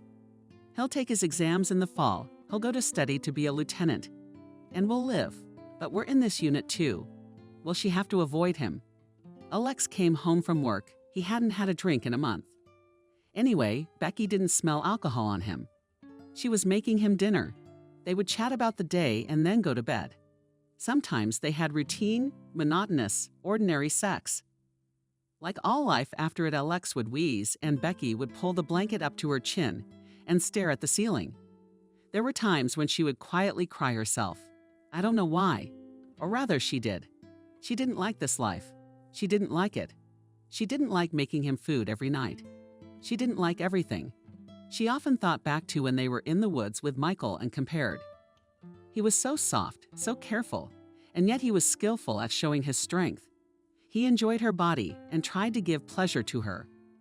Alex, on the other hand, was thinking more about just satisfying his animal interests, and then fall asleep. Lately, she hadn't slept for a long time, because she was alone with herself at night, and she liked it. But okay, I'll dump Alex and go to him. We'll be in love for 3 years, and then it'll be the same routine. Everything changed abruptly one day, which was a fireworks display of strange and ridiculous events. Usually, Becky would sit in the apartments studying her books before her husband's service. Sometimes going for a walk to the local park. She was preparing for her final year at the institute. According to estimates, she was going for a red diploma and really didn't want to ruin her reputation. However, she realized that first a student works for credit, and then vice versa. But she decided to be reassured and to prepare for the new academic year in order to be a head above her classmates. Besides, one of the professors hinted to her about graduate school, which interested her a lot. So she lay peacefully on the couch and read a thick textbook. Periodically, she would underline something with a pencil and text with her girlfriend, and the windows were wide open because it was a hot summer day and she wanted to cool it down a bit. Suddenly, her cell phone rang. An unfamiliar number popped up on the display. Again, probably they will sell me loans. Annoyed, she thought, and picked up the phone. Hello, Becky, asked a male voice. Who is this? Sergeant of the Wells is concerned from the military unit. We have some kind of an emergency related to Senior Warrant Officer Loud, your husband, that is? Could you come over for some clarification? Yeah, Becky's worried. How did you get my number? Captain Morris, and he's in the neighborhood. Can I give him a message? No, not necessary. Coldly, Becky said, at the same time feeling a pleasant exultation inside. Her lower abdomen healed sweetly. I'm on my way. Stand by. In the meantime, there were some very interesting events going on in the unit that required her participation. And it all started with the firing range. Captain Morris was watching through binoculars as the men hit their targets. It was the heat of summer. He could feel a rivulet of sweat dripping from under his cap. The air was filled with shots from Kalashnikov rifles. Morris looked at one platoon. For some reason, there were not enough soldiers in the positions there should be 12 men, but there were only 7. Michael approached the animal and through the noise of gunfire said, "Comrade Lieutenant, I am Comrade Captain. Why do you not have enough men in position? I can't know mages." Suddenly a sergeant ran up to them, and panting Veja voice said, "Comrade Captain, Comrade Lieutenant, permission to report." "Permission granted," replied Morris. "The privates as well as the corporal are still in the ammunition depot." The non-commissioned officer was left in charge. Chief Warrant Officer Loud refused to give us assault rifles. He said that there were no more assault rifles, we were not entitled to any. I told him that everything should be enough, because yesterday you, Comrade Lieutenant, checked everything together with him. And there's an order from Comrade Major to hold a training session at the firing range. So, boldly asked Morris. Comrade Chief Warrant Officer refused to give us the required automatic rifles, closed the ammunition depot, and went in an unknown direction. The lieutenant swore hard. Morris, with a bitter intonation, said, "He who serves in the army does not laugh in the circus. So what do you want to do?" asked the sergeant, the lieutenant, and the captain. They looked at each other. Michael said, "Lieutenant." "Continue with the drill." "Sarge, what's your last name?" "Sergeant Wells." "Comrade Captain." "Got it." "Do you know where the petty officer is? Could it be him?" "He's often at the ensign's place." "Is it in the hangars where we keep the cars?" "Come on, how do we visit him?" "Take me there, Comrade Captain." "Let's go." The captain followed the sergeant. To his left, soldiers were lying down and shooting at targets. After about 10 minutes, they were outside the lightly lived-in hangar. It was semi-dark inside. The captain and sergeant headed toward the entrance. As the captain approached, he heard laughter and smelled a strong odor of alcohol and tobacco. Even though there was a no smoking sign on hangar's door, "Sarge, there's a place to stay." The captain went inside the Angara and started walking along the rows of barrels and crates. He heard the end of the conversation, and I say to him, "What 300 liters of diesel paste do you want?" Death by Dacha. This was followed by a silly and loud laughter. Going around the corner, the captain saw the following picture. At a simple table with iron legs, preserved from the Soviet times on 2 stools, sat Chief Warrant Officer Loud and Warrant Officer Daniel. On the table was shot newspaper, on which stood 2 bottles of moonshine jar, pickles, sprats, a loaf of black bread, cucumbers, tomatoes, and green onions. The warrant officers' shirts had been reached. They held smoking cigarettes in their hands. The men were heavily intoxicated, though the clock showed only 12.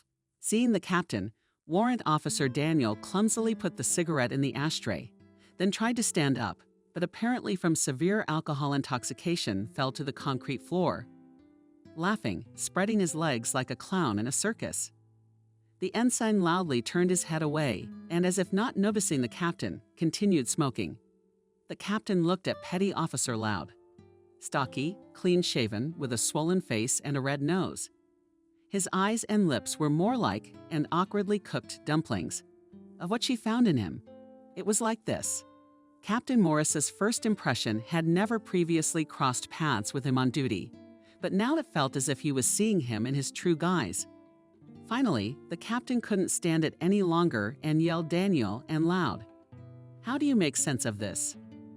By this time, Daniel clumsily stood up and, staggering on his feet through his thick gray mustache, said, "Hello, I wish you healthier. We've seen the petals on an elephant."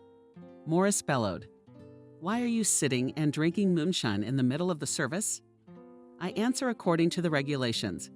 Comrade Captain, Daniel blamed me." "The military enlistment office is to blame," answered Morris. Sit down calmly," Loud said to him loudly. The ensign looked at the captain in confusion, then at his drinking companion, and clumsily sat down. "Comrade Petty Officer, respect the chain of command. I am the senior officer here. Why didn't you stand up and salute according to the regulations?" "Maybe I'm not supposed to." "What did you say?" said Morris. "Well, say it again." "You heard perfectly well." Calmly said loudly Loud and put out his cigarette. Then rolled on the wall and folded his hands on his stomach. "What did you come here for?" You're supposed to be at the shooting range, aren't you? Comrade Chief Warrant Officer, you seem to forget. Hardly containing his rage, said the captain. Yes, it's you who forget everything. I've been in this unit for almost 5 years, and you arrived a month ago.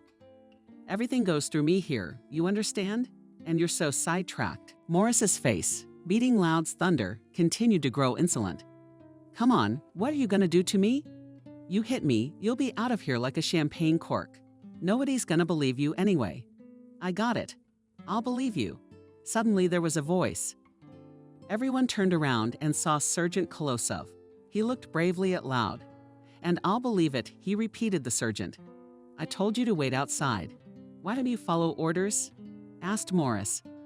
But in his heart he was glad that Loudon had decided to support him.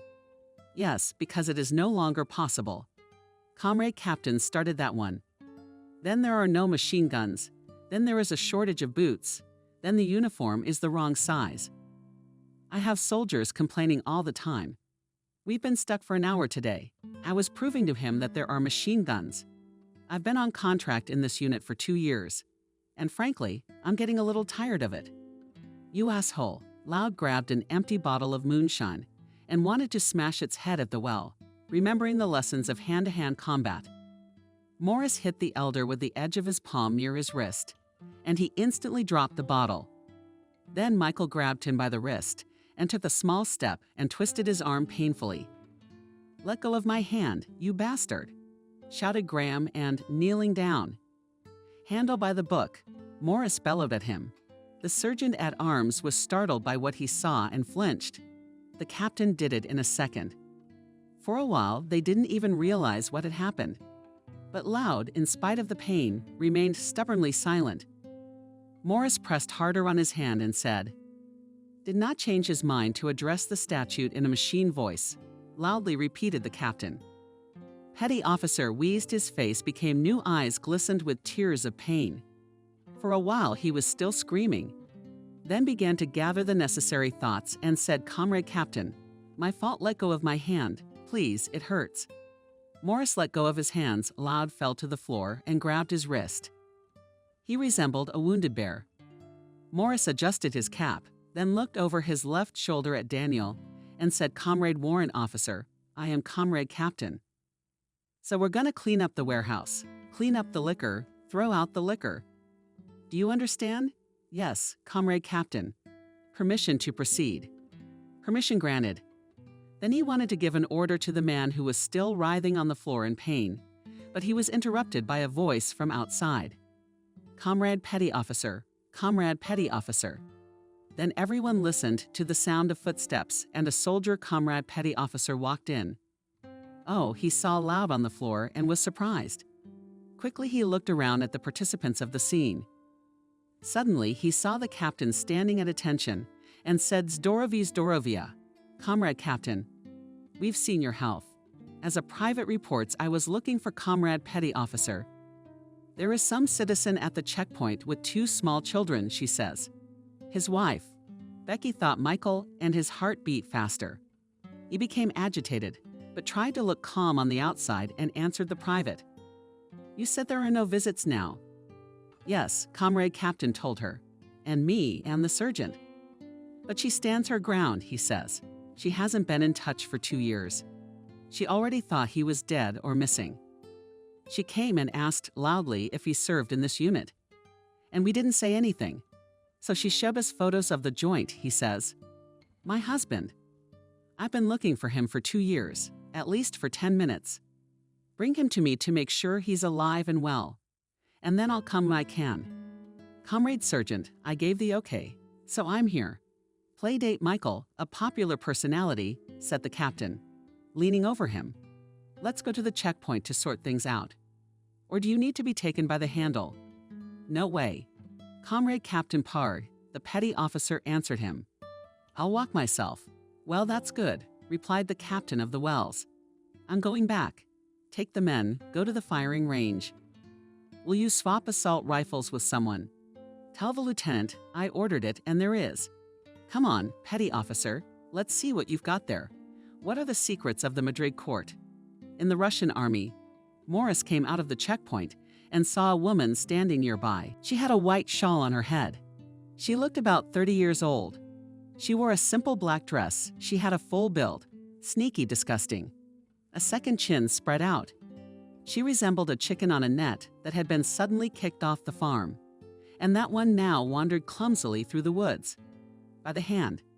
The woman was holding a little girl who was picking her nose thoughtfully, and next to her a boy was running merrily, kicking pebbles. Hey, don't run. Who did I tell? Morris headed toward the woman. At that time a door opened behind him, and out came Loud. His gaze met the woman's eyes, and she leaned over to the girl and said, "Nancy, sunshine, stay here, okay? Now Mommy and Daddy will talk." "That's a clever girl. Don't run on the road." The woman swaggered and gait went to the petty officer, as if not noticing the captain on the way. Then she started a scandal. "What about you, Betty?" "Well, look at you, you showed up. We haven't forgotten." "Bread and salt to you, Comrade Chief Warrant Officer." The woman made a comical and grotesque bow. "Where have you been? Cattle?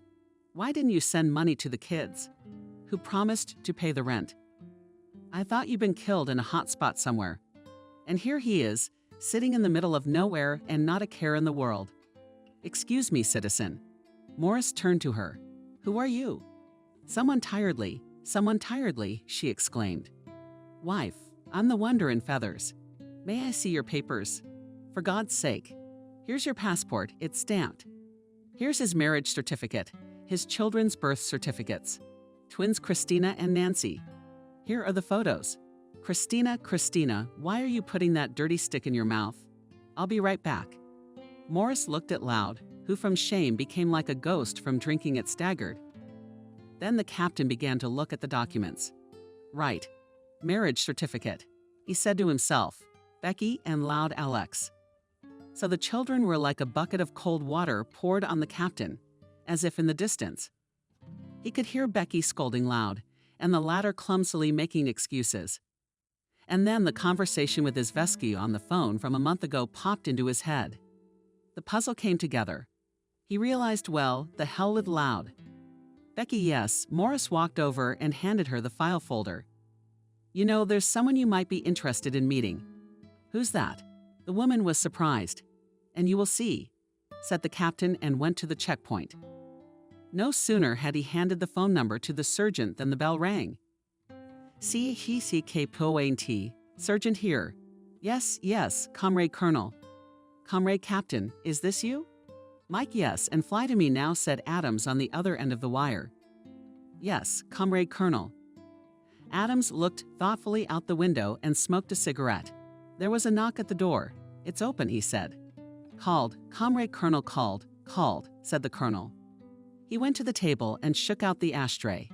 Then he unceremoniously began gradually raising his voice. Mike, what kind of a circus with horses have you arranged here today? Eh? What are you talking about? Comrade Colonel, making an innocent look, clarified Morris. So you don't make a fool of me, Mike. Manual abuse in the relations of junior ranks is a criminal case. Adams began to point his finger threateningly at Morris. Michael turned pale, then asked, How did you find out? Mike, you've been in the army for years. In one corner. Everyone here knows everything. Daniel must have snitched, thought Morris. You're just standing there with your mouth watering. I got a test coming up, you know. And you're pulling these tricks on me. A test.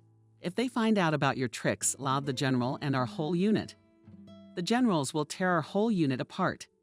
We'll be glad we're still lieutenants instead of privates.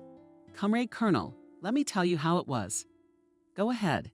Just sit down, or there's no truth in your legs.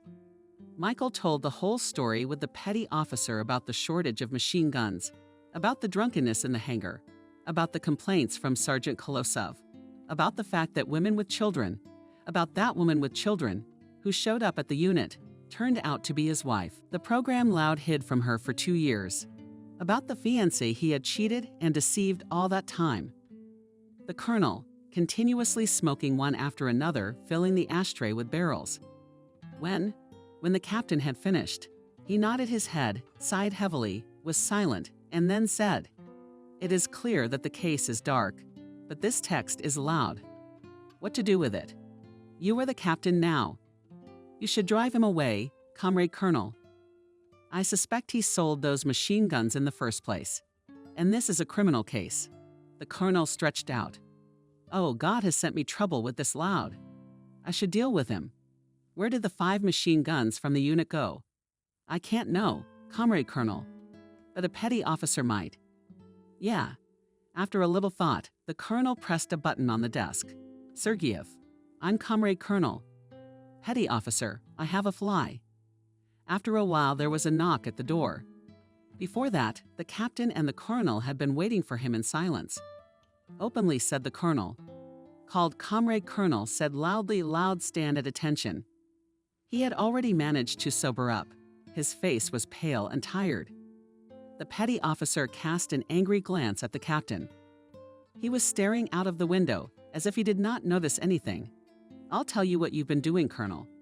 There have been complaints about you for a long time, and today you have arranged for me a blue light to Cunning, pounding that machine guns from the part of the aunt. Then bickering some woman arranges a scandals, intrigues, investigations at the checkpoint. This is a military unit here, not a brothel. But the petty officer started to justify himself. Ninok, the colonel said to me and banged his fist on the table. You'll be your wife, I finally realized, which is in my unit now. And she's making a mess of it. So the colonel christened the fingers of his hands. Today, you write an application for transfer to another unit at your own will. And in 2 days, don't let your spirit be here, or I'll show your mom's mom to you. That's clear. Yes, Comrade Colonel. Well, that's good. Okay, Morris, get out. I'm gonna talk to him about why the hell David Copperfield is in our unit. The machine guns are disappearing. What the hell kind of trick is that? Sat down fast. Morris went to the exit of the office and said, Honor. Let's see you tomorrow. The captain walked out, closing the door behind him, and then left the evening headquarters building. He walked slowly towards the mess hall. He wanted to get some refreshment, just in time for dinner soon. Well, that one had progressed. When Becky arrived at the military unit, at first there was a feeling that it was all some kind of a bad dream, as if the events were not happening to her, and you could pinch yourself on the arm and wake up. Becky saw some fat woman who was waving her arms at the children who were running around playing soldiers, and Alex, who just looked pathetic. At that moment, she realized that she was seeing him for the last time in her life. To her, he looked like a nasty grabe in the forest. Loud was awkwardly waving his arms and trying to prove something to the woman. Becky approached them. Alex, what's going on here? She asked the woman in a glassy voice. Who is this woman? Nasty teased her father and then turned to Alex. U.S. Hole. You found someone younger. Well, I was changing the kids' diapers. Oh, look at her. She looked at Becky with appraising eyes. Just like Varvara, the beautiful long braid. Bob. Woman, what do you think you're doing? Coldly, Becky replied. What do you think you're doing? How dare you take your husband away from your family? I stole your husband. Becky asked in surprise, letting out a nervous laugh and pointing her hand at herself. Tears appeared in her eyes. I think she was beginning to realize the extent of the deception. Yeah, well, you can read. Here, look, the woman said, holding the marriage certificate almost under her nose. Becky took the documents, her lips moving soundlessly. Becky and Loud. No, it couldn't be, Becky thought, and then handed the papers back. She looked at Alex. It felt like powerful laser beams were about to shoot out of her eyes and saw him. Alex, how could you? Becky began in a trembling voice. How could I, dearie? And I'll tell you how I could. Very simple, Becky answered her. Came to our town on a business trip at the Soldier's Exit Button variant. Well, that's the whole story. Why don't you say something? He's walking all over the place. Hands at his sides, met me, frowned at me. I frowned at him. Doesn't it bother you that I'm almost 10 years older than you? And women are like fine wine. It gets better and better as the years go by. Before his Anna Becky felt everything in her chest split into small pieces. Well then, Becky continued. The second time he came, he got me pregnant. I gave him twins. There's kids running around. Christina and Nancy were giving him an apartment. So he asked for an apartment in our town. So we started living there with the kids. He came to visit us sometimes. Becky felt as if she was falling into the working sand, and the woman went on, and then he disappeared for 2 years. Never heard a word from him. And I thought, God, it's not like the military. Maybe they sent him to a hot spot. Maybe he died or something. But no. Aunt Vejat is sitting here quietly, peacefully, so that she can't knit and can't stand on her feet. And his wife and children are struggling and paying rent, buying groceries, shoes, and clothes for the kids. What are you looking at? You're looking at me, you miserable dog. She looked at Alex. Who's going to give the kids money? And I work from morning till night. My mom takes care of Nancy and Christina. She's old and her legs are bad. This boar is healthy, but in the woods he hid under a bush. It's not our business to give birth. Then that's the way it is with you bastard, TDC answer. My whole soul has not been spoiled by this life. For a while, all three were silent. Becky crossed her arms and looked away. The woman stared at the petty officer, and he froze like a stumbling block, lowering his eyes to the floor as if he were a guilty child. And what did he do to you, dearie? The woman turned to Becky. What about you, though? Becky waved her hand. You're as clear as the day of God. He met you? He fell in love. He forgot about his wife and children and disappeared for 2 years. And here he was courting you. That's how it was. No, coldly, Becky answered. Do you misunderstand? It hurts me as much as it hurts you. How am I supposed to understand? Asked Becky, starting to boil. What are you going to tell me, chicken? I need to understand. How can you not? What are you, Betty, a chicken? You got it all wrong. She teased Becky. Tell me how I'm supposed to understand, because you're so smart. You know what? Becky said calmly, barely holding back tears. Her lips were trembling. She glanced briefly at Alex and then at his wife. And I'm not going to explain anything to you, Becky exclaimed loudly. Her voice quivered. Then 2 rivulets of tears synchronously flowed from her eyes down her cheeks. I don't have to do this, Becky said through her sobs. You're nobody to me. And you and Alex are nothing to me now either. I loved you, I trusted you all these years, and you. She paused a little to hold back the tsunami and the tears, then tried to say as coldly as possible, I'm going to get all my things today. I'll go home tomorrow, get a ticket for the next train. You'll never see me again. Deal with your wife. Don't come home. Otherwise, I'll call the police. Goodbye. With these words, the girl turned around and headed away from the military unit towards the bus stop. Sobs slammed into her face and tore at her chest. On the bus, the passengers looked at her sympathetically. One woman sitting next to her even patted her on the shoulder and said, Nothing, honey, nothing, everything will work out. You're young, you'll meet someone else. Yes, I already have, Becky thought, and remembered Michael, how she wished she could be in his arms right now. He was so safe and so good. She had even forgotten that he had accused her of lying. When she got home, Becky fell on the bed like a bauble, sobbing harshly and loudly. She didn't remember how long she roared. Her entire pillow was wet with tears. She must have sobbed so loudly that the neighbors heard. She had never been so ashamed. Becky felt small, worthless, unwanted, and deceived. For so many years he'd lied to her, hid an entire family and children from her. She had waited so long for this apartment, and he had been given it a long time ago. He gave it away so easily to some woman who got him pregnant.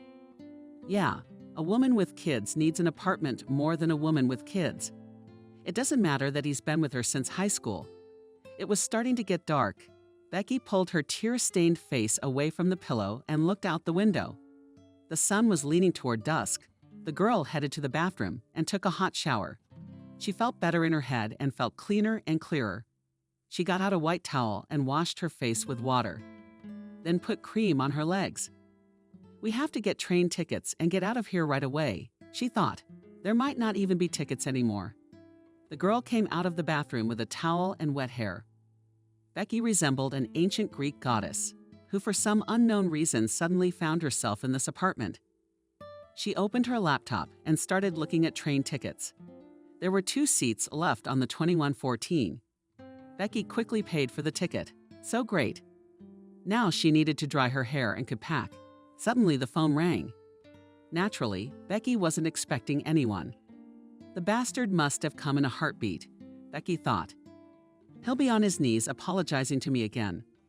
Well, I'll give him a good one. With that thought, Becky went to the front door and coldly asked who was there. Then she looked through the peephole, and aghast in the sphere of space and eyes stood Michael. He was in military uniform with a large bouquet of roses and a gift bag. Becky, it was me, he said. The girl leaned sweetly with her back against the door. Her heart beat faster. A woman's pride for some reason blurted out, "Go away." Though her heart whispered, "Stay with me all night." Becky, listen to me, Michael said. I was wrong. Forgive me, the colonel said. I thought you were what are you? Oh, why is everything so hard to say? Michael signed in. Becky looked at him through the peephole and smiled. Becky, can you hear me? Becky sighed, man. I can't live normally while you're not with me. I don't sleep well.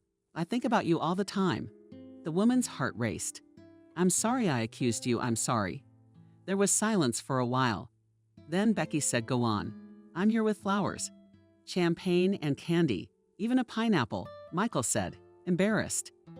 You don't mind if, in fact, I want to sit with you tonight. Let's drink champagne and talk quietly. I've missed you. You don't know how much. She felt everything inside her melt. She missed you too. For a moment, the incident with Loud really did seem like a bad dream that had happened somewhere out there a long time ago. But reality is here, and in it there is Mike so handsome in military uniform, and with flowers the girl was about to open the door for him, but then suddenly remembered that she is still only busy on the towel. And her hair is wet. It's not good to meet him like that. He's so handsome. Becky opened the door for him with a quick whiff of the bathtub. The man saw only her pretty leg. The girl closed herself in the bathroom and shouted from their mic, come in, don't be shy. Just close the door 2 turns. Come into the living room. I wasn't expecting you. I'm from the bathroom. I just need to dry my hair and tidy up a little. Michael walked slowly into the hallway. He found a vase, poured water, and put the bouquet in. Then put the candy and put the champagne away in the refrigerator, pulled out at us. He looked kind of clumsy against the backdrop of this apartment, set down 2 flutes, and waited for the one he'd probably been waiting for his whole life. Becky had her hair done and then ran to her room and began frantically rummaging through her closet, looking for the best lingerie. Then found a red dress that she hadn't wanted to take at all when she first went, because she thought she wouldn't need it at all. Well, she did. It's working out, Becky thought and smiled. What's life like? Sometimes an amazing thing, and sometimes looking like a madhouse sneeze. Enter herself the girl. One fiancé disappeared and the second one immediately showed up. Becky looked at herself in the mirror. She was enchanted by the dress. Incredibly, it suited her and brightly emphasized her beautiful forms. The girl played with her hair and said to herself, goddess, and went into the room. When Michael saw her, he opened his mouth in amazement. He got up from the couch, looked at her. Becky looked at him from under her lowered eyelashes in embarrassment. How do I look? She asked. No words. You look great, Michael answered in a half-whisper. But I'm glad. Flirtatiously replied Becky. She walked over to the sofa, swayed her hips, and sat next to him, putting her lovely arm on the back of the sofa and put her leg over his leg. The girl looked languidly into Michael's eyes. Her eyes glistened, and the captain's heart was ready to leap out of his chest. Dear Captain, she said, running her finger across his chest. A drink and champagne, of course, fussed Michael. He went to the kitchen, got a bottle, came back into the living room with a puff of smoke and a light pop. He opened the champagne and poured it into a flute. Leaving a little foam on top, they took the glasses. And Becky asked, what are we drinking to? Becky, my dear, Michael began to say, I know you don't have much time, and neither do you, but I think about you all the time. You're very beautiful, you're kind, you're understanding. And you listen to me very attentively, without interrupting. I've never met a woman who lets me say everything that's on my mind. It's a pleasure. but I bent my pretty head and smiled. Those words sort of flowed down my body nerves. And Michael continued, "You said it was probably a one-time thing for me. Well, it wasn't. I fell in love with you the moment I saw you. I'm ready to be with you for a very long time. Maybe into my old age if you want me to. I swear to you on my honor as an officer, you're dear to me." That's all I wanted to say. Without waiting for the end of the sentence, she kissed him tenderly on the lips. Michael put his arms around her. The kiss lasted for several minutes. Then Becky stopped, looked at Michael, and carried a glass to the lovely boy. "What a wonderful toast," she whispered and took a sip. They sat down on the couch and began to chat. Becky and Mike laughed a lot and hugged each other. And I imagine, Michael told the colonel, I was told, but it all came together in my head. And then it turned out the couple was laughing. Turns out that one was laughing too. And I was a fool, I didn't even think to look at his personnel file. 10 years of service. So I'm like this, I get to the unit. And the sergeant from the checkpoint called me. And there stands this, said Becky, depicting without uniform contours of a woman. This creature is there looking at him, yelling something at him. Becky interrupted, because she got very funny, and she and Michael laughed. Becky continued before spilling it. "Man, I cried in there. And now I'm laughing, and I can't stop." Her cheeks were flushed. Champagne hit my head, and Polkin calls me and Mike, "What are you doing?" And that loud. Michael did a very funny impersonation of Adams, and Becky laughed even more. "It's such a madhouse," Becky said, stretching her words. "I never thought life could be like this. Crying in the morning, laughing in the evening. Oh, that's it. A major thing figured out in one day. It would be nice if it was just a gradual cover-up. But like in detective stories, you see the clues, there's all sorts of suspicions. And there's no bread. In one day, it's all on a plate. What did you say about him? The machine guns are missing." "Yeah, and the machine guns, and the drinking, and the wife and kids from out of town for whom he got an apartment. It's more like a reality show, to be honest." "I agree," Michael nodded. "He's signing an application for a transfer to another unit, like at his own request. Adams ordered it. I don't know what they decided with the machine guns. Yeah, it's important." Becky brushed it off, taking a sip of champagne. "Let him go to the woods. God, I'm so glad this is finally over. Not the way a relationship should end, not with all the ugliness and circus, but it's over." Michael summed it up. "Yes, it's over," Becky repeated. And then she said with big eyes, "And new ones have begun. Shall we have a drink?" said Michael. After a while, he asked Becky, "I was wondering what you thought of me. When I called you and told you that you cheated on me." Becky gathered her thoughts and said, "At first I was very angry with you, and then I tried to forget you, but it didn't work. Then I persuaded myself that I had to build a life with Alex. It's okay that he will stop drinking and everything will change." But she said from the hobbling, "I thought about you every day." I also gently said, Michael, taking her hand, "I really wanted you to call me constantly on the phone looking. But I wouldn't pick up the phone first, of course. I should be properly offended, but then I'd probably listen to you. And I've been meaning to call you," Michael exclaimed. "Why didn't you?" Becky asked jokingly, shoving him in the shoulder. "I thought you wouldn't want to hear from me. And when you came here with flowers, what did you think? Victory or death? What do you mean?" "Well, it was simple. Either you let me in or you don't. Or you'd already gone back. I thought of all the possible scenarios. There was the scenario where you call for flowers and slap me in the face with them. Seriously. Even that happened when Becky was giggling. Even that happened," Michael repeated. The radio played nice, slow music in the background. "Captain, ask your lady to dance," Becky jokingly commanded. "There is comical," Michael replied. He put his arm around her waist. She put her hands on his shoulders, gazing into his eyes. They moved slowly, ever so slightly swaying. Suddenly, Michael asked, "Becky, will you marry me?" Of course, she smiled and pressed her whole body against him.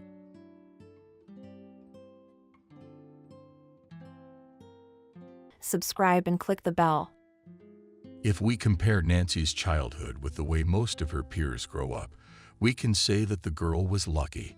She studied in England, graduating from a boarding school for girls. It was a first-class institution. Compulsory and elective subjects, sports and excursions, beautiful surroundings and beautiful uniforms.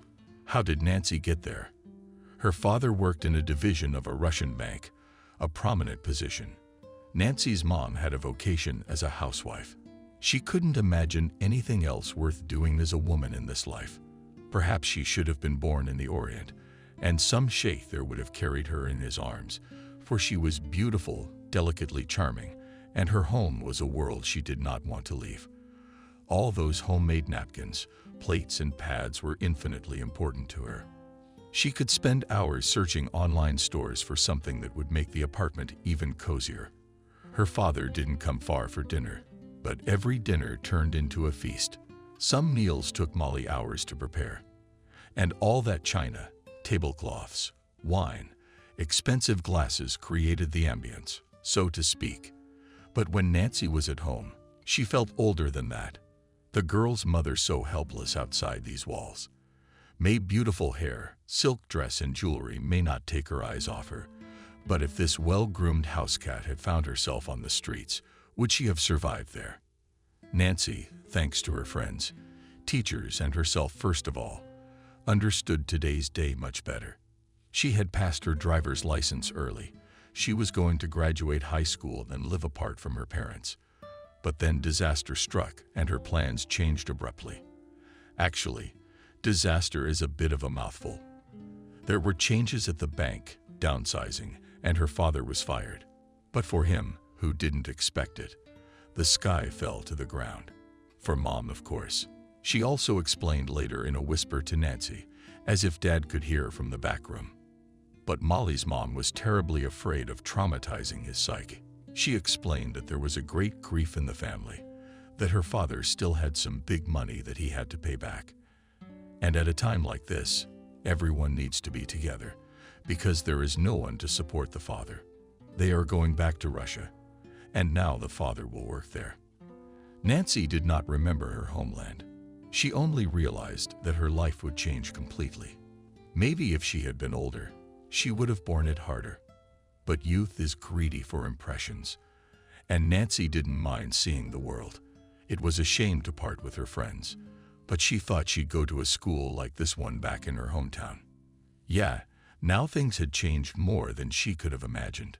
Finding herself in an ordinary Russian school, Nancy felt like an alien. The first time it was so hard for her that in the evenings, shutting herself in her room, she cried. Something she had long since gotten used to. Only when she was very small had she shed tears like that. After Nancy, evaluating her, in general, not bad class and girls not at all mean, moderately mocking them, and up to passionately curious, and boys who clumsily tried to woo the English girl who spoke with an accent. And most of all the teacher of Russian language and literature, for whom they did not come up with a better banal definition of a teacher from God. But that's what everyone called her. She loved both her subject and her children selflessly. In short, after a while everything at Nancy's was back to normal. Not like at home. They returned to the very apartment from which they had left for England, and Molly, looking around confusedly, the dwelling seemed to her unusually uncozy and cramped. And there was still all the stuff they'd brought with them. Molly realized that there was nothing new to buy. Her husband didn't work for a while. Later he took a low-level job in banking again. The neighborhood, all young people. And he started drinking, and in a way he remembered his past faster than his wife, and realized that expensive cognacs and the like were no longer for him. After all, if you drink every day and not just occasionally, you will spend a fortune on elite drinks. And where to get it? Hot drinks were required every day. And if there was nothing at home, it was a dead evening. Dad figured it out real quick. Maybe he had a family history of alcoholics. Molly, on the other hand, was genuinely lost.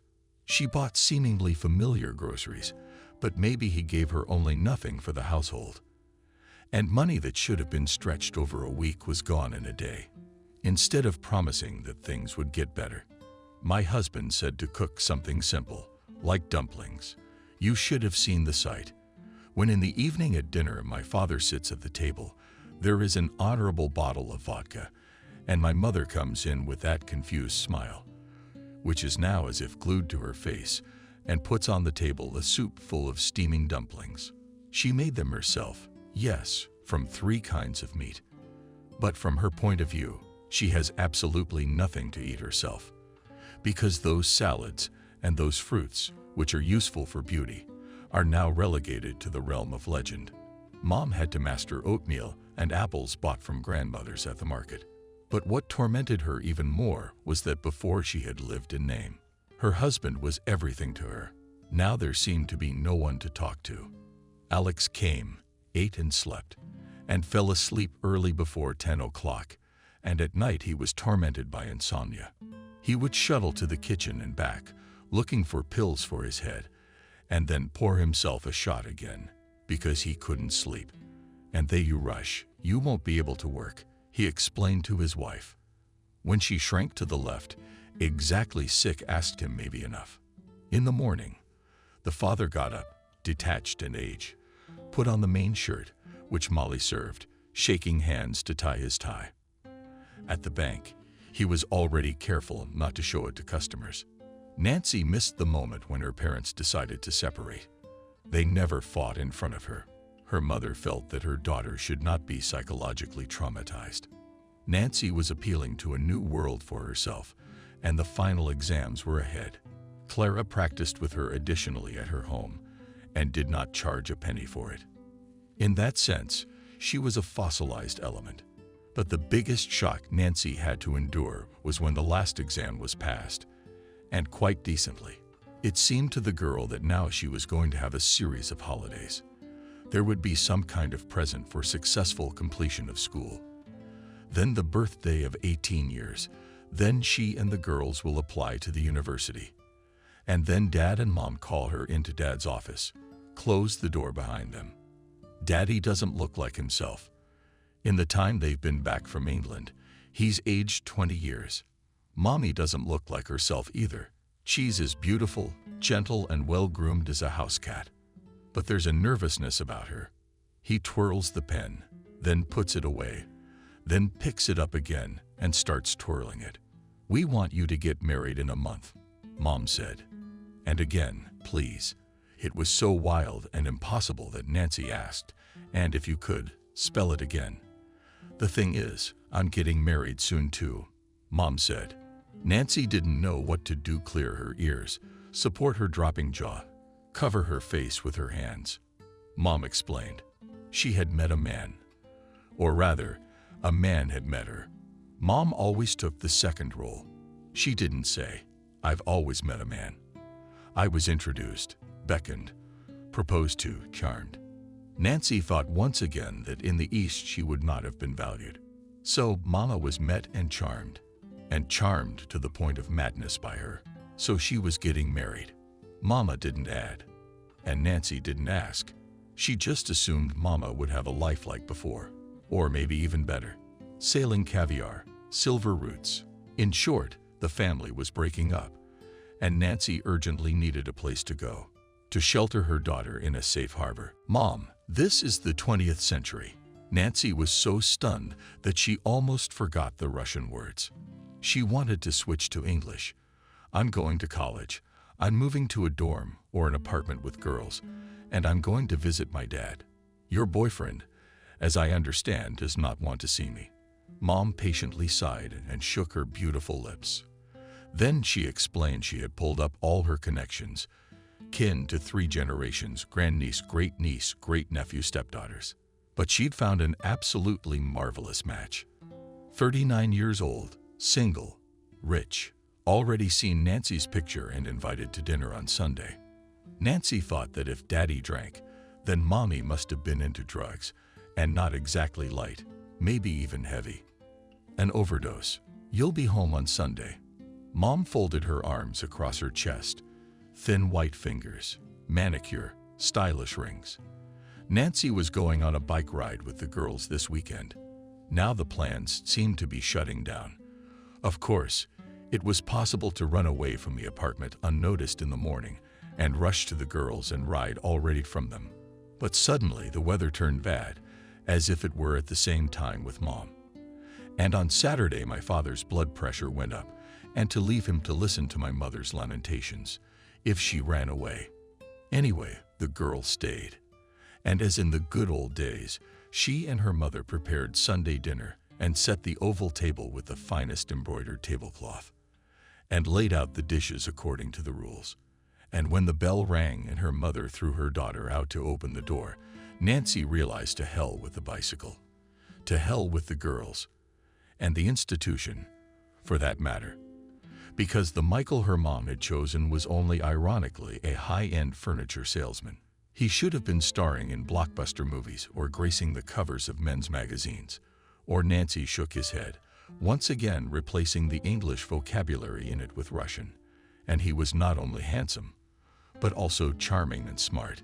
In short, Nancy didn't even marry with a whistle. It was a sort of teleportation. Today she is a schoolgirl, teaching graphing functions and sleeping under her favorite climate plate. Tomorrow she's a young wife in her own home. Nancy ordered prints of her wedding photos, framed them and hung them on the walls so she could look at them 100 times a day and remind herself that it wasn't all a dream. She didn't turn out anywhere near the kind of hostess my mom did, but she didn't need to be. Michael didn't demand a fine table or an impeccably put-together house. But he loved to travel, and they often went somewhere, mostly abroad, to Europe. That's where Nancy's language test came in handy. Michael's command of English was much worse, but still decent. True, their trips were not purely recreational. Business, you know. Suppliers of wood compote. Try saying that name. Maybe it's the only one on the planet that grows the headsets that belong in a palace, not in the homes of mere mortals. Michael was in love with his work, sensing that he could get some rarity. He could go anywhere and anytime, even to the end of the world. There were times when her husband was away on business all day, but Nancy was never bored. They always stayed in hotels that were miniature cities. They had everything in them, and new acquaintances happened every time by themselves. And how many young women did Nancy envy when Michael was around? More than once or twice. The women would try to recall the wrinkles, the forehead. I think I saw him in some movie. He wasn't a musician, or maybe a singer. How many countries did they travel to? How many things did they see? Nancy grinned. And then, if it hadn't been for Cindy investigator Cindy Jabrailova, she wouldn't have been able to glue her life together from the shards. Yeah, that's too bad. What's broken will never be whole again. But this damn survival instinct makes you collect these shards. Try them on each other. Try to attach them. Glue them, realizing that just one easy movement is enough to cost fate. As they say, a little finger to move. Cindy knows that now Nancy has a different name, different paperwork. What made her turn a blind eye? The parents don't know where Nancy is now. All they know is that she's alive. Mom, drowning in her new happy life, diving headfirst into it, and even with her hair up high, is content with that too. Father has drunk himself completely to death. Sometimes Nancy calls him to say I'm doing well. And Camille, Nancy's daughter, is 12 years old, but she's got a lot of self-importance. She's 16 too. Will you even come to my funeral? Dad asks, like, jokingly. But they both know he doesn't have long to live. My liver's gone to hell. I wish I had that much to drink. What if I ask you the same question? Nancy holds his breath. You don't say anything. It's scary to imagine such a thing. So do I. What are you comparing? Generational change is natural. Fuck you with those words. Nancy hangs up the phone. But Dad realizes it's the snowiest thing in the world. I love you. After leaving the phone booth, Nancy walks into a bar. On principle, she can't afford to spend too much. But not now. She orders a cognac, a double shot, refuses the lemon, peanuts, and other nonsense the bartender offers. She will drink, sitting at the nearly empty bar in the darkest corner. The waiter will come over to light a candle on the table, but she will make the gesture don't, and he'll leave her alone. Maybe they'll stay in this town for a while, as long as no one sniffs about them. The daughter even liked the apartment. What are they renting on quiet old street? There's a bakery on the first floor. You can get a cup of coffee there in the morning. And at nights the female sleeps soundly and doesn't see the cockroaches that scurry across the kitchen floor. Not ineradicable. Nancy has experienced everything and almost gives up. Evelyn will leave for school in the morning, and Nancy will open her laptop and sit down to work, and maybe pour themselves another shot of cognac. Heredity, good sirs, and life in the realm of horror, and the glass is already empty. Michael did a lot of charity work. It's a badge of honor among the well-to-do. Some may have felt sorry for the money, but didn't want to be judged by others. And for some, it became a need. Michael chose a children's rehabilitation center. It was something between a boarding school and an orphanage. It's where the kids went. In layman's terms, from dysfunctional families, they lived there for a month, 2 or 3 months. They were treated, fed, tried to learn something. As a rule, these kids were very poor in their studies. For some kids during this time, everything changed for the better in the family. Parents would get coded, get a job. Then the kids would come home. If parents continued to drink, stab each other, and there was nothing to hang a mouse on in the refrigerator, the kids were sent to an orphanage. The rehabilitation center Michael saw looked extremely shabby. Over the years that the businessman was his patron, the institution has been transformed. Renovation, a huge plasma TV palace, in the game rooms toys, and a playground. On the walls were now painted fairy tale characters. Fresh fruit appeared on the tables, and the headmistress greeted Michael with such reverence. That's right. He was an Arab sheik, and she was his latest beggar. Nancy, too, had the joy of participating in all this. Many times she went to the stores to pick out a toy for one of the birthday boys, herself a dress-up doll, or a huge bear, or a wind-up train. And her new friends advised her to give Michael a baby of his own. He'd be a wonderful father. Nancy was a little afraid. Her mother told her that she had carried her only pregnancy extremely hard. She was lying in the bed. She was turned inside out almost until the birth, and she did not know what she wanted parents to die. There were moments when the second option seemed preferable, especially if it came right away. So when she tested positive, Nancy literally prepared herself to wait for the end. But pregnancy caused her only 3 inconveniences. She constantly wanted to sleep, and Nancy hated the smell of cinnamon and peppermint. It's nothing to take into account. Looking ahead, a persistent aversion to the memory persisted for life.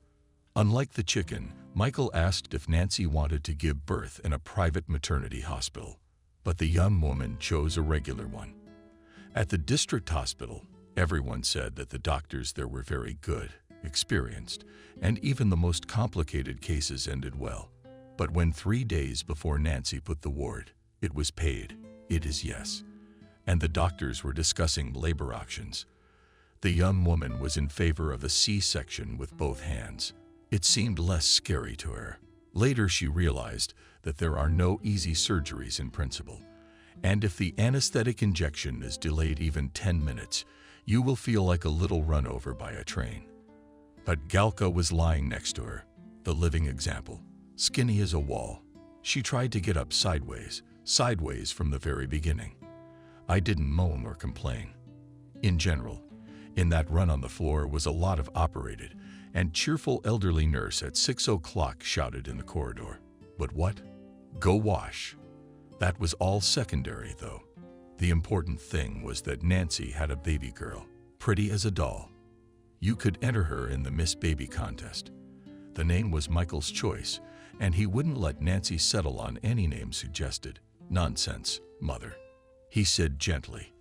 As for luxury names, they used to be given to their children by the blatant, and now by soap opera fans, and the folk versions. Before, Daddy was asked to find a baby a prettier name, like the gentleman. Let's focus on noble families.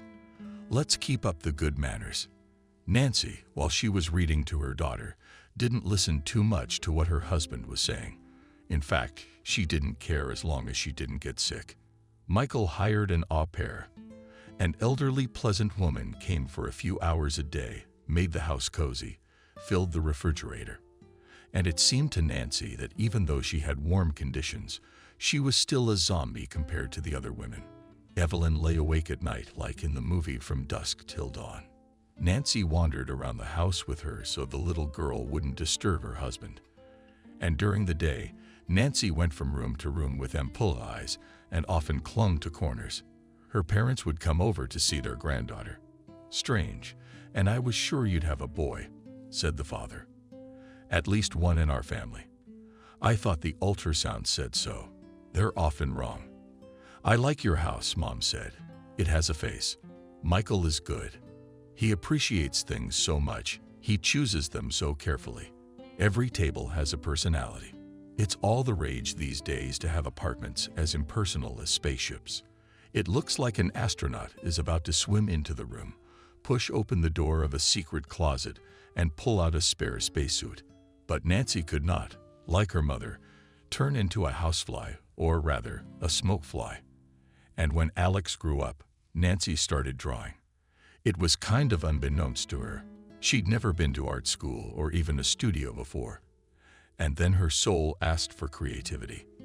Nancy bought some paint-by-numbers pictures of brightly colored parrots and a ship against the sunset. Mom had never heard of this kind of painting before. With a twinkle in her eye, she decided that her daughter had awakened a talent. "Well, it's all right if you slept a long time." Vaughn, Susan Boyle, at 47 years old, went on stage, sang with an angelic voice, and everyone went down. I mean, they stood up and gave her a standing ovation. Maybe there was a repin in her daughter too, and life was finally pushing him around. Nancy was amused. She tried to explain to her mom it was like embroidering a pattern. But for one thing, Mom was in a hurry to get to the hairdressers, and she didn't have time to listen. Second, she wanted to believe in miracles. And then Nancy brought home a third canvas and small plastic cans of paint. It was going to be beautiful, a winter night, a starry sky, a hut with a lighted window, a black forest in the distance, and a black fence. Pisanka was playing in the playpen with her cubs. Nancy picked up the brush, but in that instant she stopped, realizing that the clearly defined borders on the diagram had been drawn, and the numbers had changed shape, merging into something else. She drew quickly. Her hand was wildly accurate. Not once did the brush waver. She didn't even have to look at the numbers if she read them from the jar. And at the same time, she experienced a feeling that had never come to her before. That joy and awe, bordering on fear, that convinced her subconscious that something was being born from beneath my hands. Something more than I could. Still, she felt dizzy, and God knows how it would have ended. But in fact, it had run out of paint. 2 cans of black and blue were empty, and the rest stood almost untouched. Nancy, shaking her head. What a winter! What a cottage! There was no cabin in sight. Before her on the canvas was the corner of some dirty barn, and a boy thin to the blue, with bell-bottomed, dirty hair. She had never been able to draw a boy cat, would not have been able to draw much less a man. Nancy flung the canvas away from her, tossing it like a living thing. She didn't hang this painting on the wall. She slid it into a corner in her studio, covered it with sheets of absorbent cotton. But painting was becoming a need for Nancy, moreover, an addiction. The kind of withdrawal that happens without cigarettes, without the internet. With Nancy, without something to leave a mark on and something to leave a mark on. She began to catch herself sketching some scenes in pencil on wallpaper, in the margins of magazines, with her finger on the window. They had a girl like Kathy at school. Every time a lesson turned out to be boring, Kathy drew on the last pages of her notebooks, and drew exclusively high-heeled shoes, stiletto heels, high as stilts. The shoes were rose-colored or bowed with leopard or snake bows, but Kathy was drawn to graceful ladies' shoes. It was an excuse for her to keep her hands and mind busy. What about Nancy? What about shoes and bows? She herself was frightened by the drawings, as if something was appearing on the other side of the sheet that was staring her in the eye.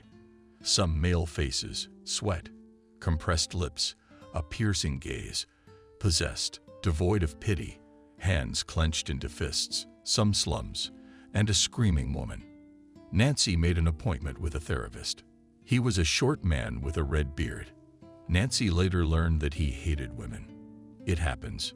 He always blames women for everything. They go away after their sessions, snot on their fist, and ashes on their heads. Nancy, Rick considered it a minor case. Enroll in an art studio, he advised. Let them teach you to paint what you like, and don't you try to do some housework. You must have neglected your husband with his laws. There was a group of amateur and novice painters in town. In the summer, we'd make arrangements and go out together on plein air. It was noisy and fun. The attention of spectators was not embarrassing, and the works were then brought to mind and exhibited. Nancy joined this company, left her nanny to the loom, and went with the artists to paint the half-ruined manor house. She hoped that in the presence of other people her hand, which had a life of its own, would behave decently. Everything started out splendidly. The young people were given a tour of the manor, fed a hot lunch in the school canteen, and led to a clearing where the desired view opened up. "Create, Nancy, please," said Nancy to herself. She had all she needed: paint, canvas, and a shift in her mind. She began to paint as carefully as if she were drunk. But there was no way she could show it. Great. Already the walls were outlined, plaster shaken, windows without panes, empty dark openings, tall grass that joined the dying house. Nancy started late to pour. She wanted to finish sooner to get away from the canvas, as if it was cold here, near it. But take 2 steps to the side, and it's a hot summer day again. "Oh," said Jenna from over my shoulder. "Who do you have?" Jenna was sort of the unspoken leader of their group. She'd been drawing for a long time. Sketching was quick and easy. She was clearly talented. Now she lived behind the artists and watched to see who was doing what. Nancy looked at her work and barely refrained from forcing again, "Your mother." Yes, it was an old gentleman's house, perfectly rendered. Only there, it was by no means the height of day in the painting, but early twilight and black window openings ruled. And in the far right someone was there. Someone standing in the depths of the room, barely recognizable, and in the darkness only the eyes were clearly visible. Maybe the last light was falling on them. The eyes attracted and beckoned. Jenna was silent for a few seconds. "It's kind of creepy," she said. "Maybe you do not only draw, but also horror stories. What then? We will sell these pictures that we paint nowadays. And you know, but don't take offense, I wouldn't buy yours. I think if it hung in my room overnight, those eyes would glow." Changed her last name, middle name. She kept her name. True, no man ever called her Nancy. But Nancy was what was left of her old life. She wanted to get a license to carry at least a limited firearm. It was vital, and she was saving up the money. The only thing was to make sure it wasn't to the detriment of her posture. In the meantime, she went to the shooting range. At first she had to drive quite far, but then she got lucky. There was a park near their house, and there suddenly opened a small shooting gallery, which worked every day, even on weekends. At first, the owner was surprised by it unspeakably. Boys came to him, and sometimes girls and men came in, amusing themselves or proving to themselves that they are still wow.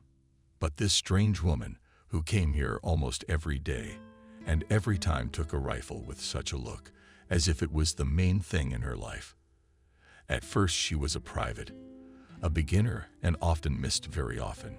Then the holes in the target began to get closer and closer to the black center, until finally they began to converge there and merge into each other.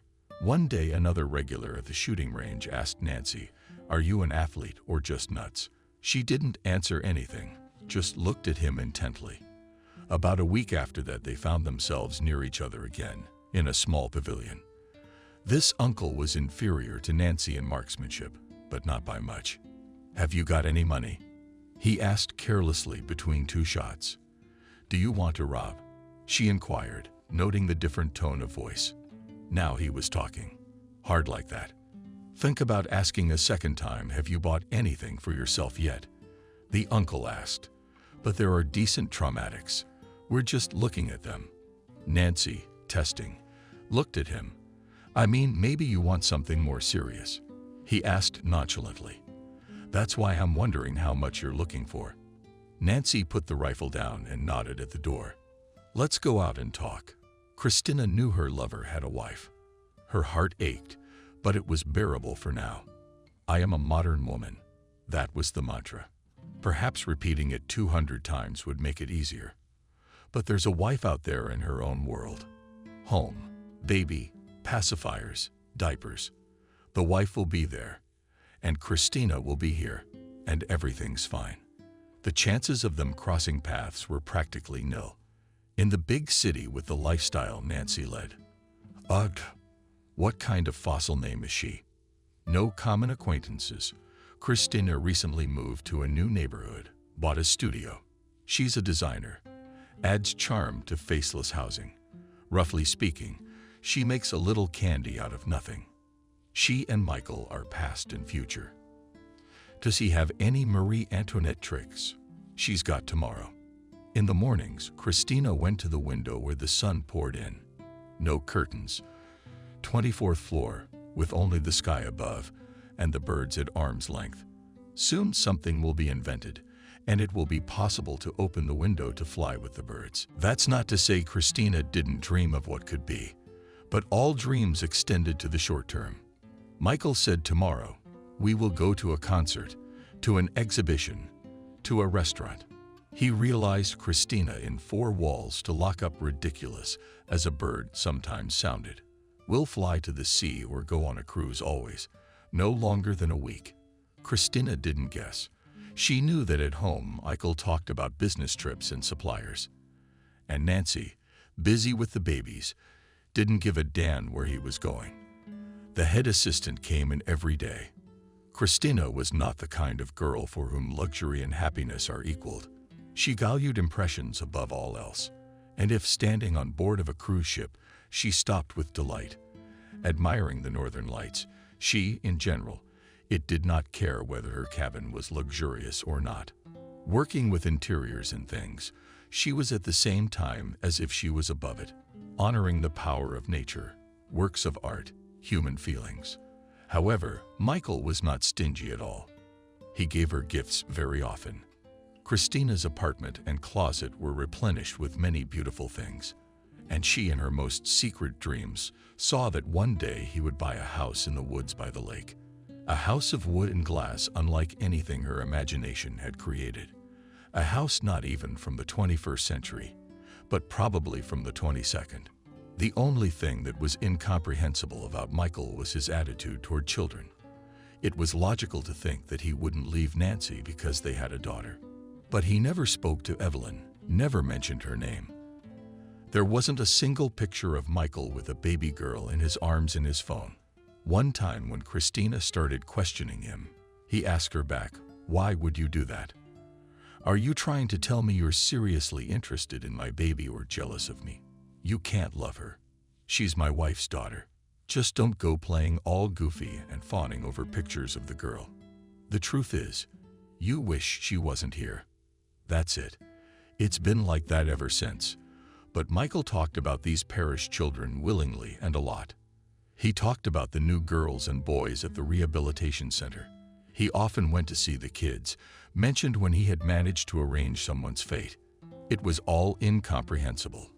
But Michael had never fully opened his soul to anyone, and Christina only had to put up with the brackets of the man she loved. This week he told her again. A weekend away to the seaside. He never gave her much notice. At least she didn't have to think about anything. Tickets, hotels all appeared exactly by themselves, as if by magic. The only question Christina had was how many days to take things for. Of course, it was inconvenient. It was not uncommon to have to explain force majeure to clients, sorry, humbly, without going into details. The lover called. I can't refuse. Michael never talked about the house, although he often remarked in passing that they should not hide anything from each other. But he was hiding a great deal. Christina had realized it that very evening by the sea. Hell knows why this trip had turned out so well. Only 3 days absolutely and out of season. November and Russia. What to do in Russia in November by the sea?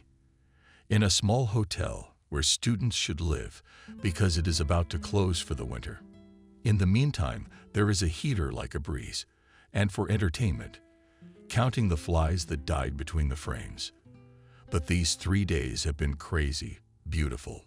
While it was light, Michael and Christina wandered along the shore and went far beyond all the wild beaches and the sea that doesn't care that the world is in the month of fall. The sea, which hadn't lost an ounce of its charms, lavished them with gifts that there was no one to collect now. All these shells are refugees of the depths. Christina could pore over them for hours. They sat in a cafe on the deserted, almost waterfront, or on the adjacent street, where in summer there is no crowding. The menu was sparse. Maybe the hosts did not expect guests at all, but they received Christina and Michael not even as guests, but as distant relatives, perhaps. They carried everything they could treat themselves to, and fish fried for themselves, and homemade wine, and bubbles, and buttery cheburiks, which a minute ago were grumbling in the pans. Michael tasted wine and invariably took a bottle with him. If it was a clear, starry night, they stood on the balcony for long periods of time. It overlooked the forest. There was nothing to fear that anyone would see cold, but they could get back into their blankets. They drank wine from the simple granite glasses that were in the room with the wine, and the huge southern stars, especially bright from the light frost, were moving away and closer, almost touching their faces. And if it rained, they drank wine in bed and listened to the noise outside the window. And there was the safest harbor in the world between the blanket and Michael's body. Christina did not breathe, and this harbor happiness overwhelmed her, and she was afraid that she would leave with her breath, dissolve into the air, and the night would end. Usually no one called Michael. Christina didn't understand how it was possible. So if Michael disappeared from her life, she wouldn't notice it at all, just as long as he sent money. Christina wanted to call and offer Nancy a payoff, but there was an invisible line she shouldn't cross. Asking Michael about the shared house to pay Nancy for it was not an option, and yet she was infinitely surprised when his phone suddenly rang at 200 hours. They were still awake, though the bottle was almost empty. And this time, it wasn't wine, but tincture. Christina's eyes were already draining, and Michael seemed to be just really drunk. He reached for his phone, glanced at the number, and answered it immediately. Then he went into the bathroom and closed the door behind him. He came out 5 minutes later. Christina had been flirting the whole time. Not a word, not a sound. She hadn't been around at all. But now she asked in a falsely sympathetic tone, "What's the matter with your daughter? Sick?" "Burned out," Michael said. He seemed to want to punch her with his fist. Then bullocks with excess of feeling. He was glowing with joy as Christina sat down, ready to share in his celebration. Dan, there was almost nothing left. Michael flipped the bottle over his glass, and there's nowhere to take more until morning. You don't leave me anything yourself. I'm wasted and fuming as it is. So what happened? Maybe if it hadn't been for that particular moment, she wouldn't have known anything for a long time. But it all came together. Christina listened. She was lying under a warm blanket, but her hands and feet had become icy cold. And when Michael, in turn, fell asleep, she somehow got to the balcony, hung over the railing, and vomited for a long time on the flying lilac bushes. Luxury furniture is priceless antiques, you say. Ha ha. 3 times. Nobody needs them, those kids, Michael said in a memorized voice. I always know before they're brought in that they'll be taken away from home to this very orphanage. If it's something worthwhile, then it's easier this way. Like they run away from home, and that's it. That's all they'll whistle or the money's gone. You know how many of these bids go missing every year? Where? All over the country. And from their own alcoholic parents. That's a godsend. And if it's something really big, it's crazy. Once in 100 years a boy is like an angel, a girl like a doll, then you can get one from an orphanage. I'm sorry, they're not torn either. Things happen. Lost just like that. Where are they going? I didn't know if she was saying that or someone else. Into good hands, Michael said in the same confident, drunken voice. What do you think? I boil them in butter and pepper them just as good as they were. They won't be. What do you want? You want me to tell you all the schemes? It's a brandy thing. I thought the organs. Christina's voice got all thin. A squeak, not a voice. Come on, it's rare, Michael reassured her. I've done it a couple times. Just not chicky usually. One time. And anyway, there was this tiny Botticelli painting. His hair was below his knees. 3 years old is also a piece of cake. And they themselves, of course. I only drive bridges. There were others watching. Mother turned away in the store, and did she disappear at all? It happens. And where is she now? In a good country. Favored daughter. Michael said it with such pride, as if it were his own daughter. She's probably forgotten her hometown 100 years ago. Little ones have short memories. The Glock turned out to be a great gun, though Nancy gave a sum worth mentioning for it, and for Dizzy. The gun had 2 hiding places, one in the car and one in the house. Nancy understood the dangers of illegal possession, but she wasn't going to reach for the Glock until the last minute. And then she wouldn't care about anything else, as long as they stayed alive, or at least the sled. Nancy couldn't relax for a minute because of her daughter, and the female was getting harder and harder to handle. In this school she was in now, the girl was new. It was hard to get acclimated. It took time. And when the class was embroiled in a story, newbies are best suited to be scapegoats. In this case, goats. Young guys from some developmental center came to the school with some kind of program or project. Nancy didn't get into all that. She didn't care. Much worse, it was all about her daughter. The young educators had to give a few lectures, show slides. I guess it seemed like career guidance after all.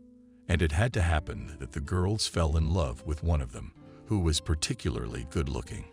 Nick Alex, she had nothing to do with it.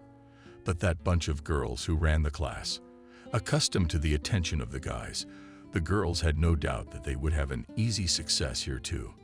They began to flirt with the teacher, giggled, asked provocative questions, stuck notes in his jacket pocket.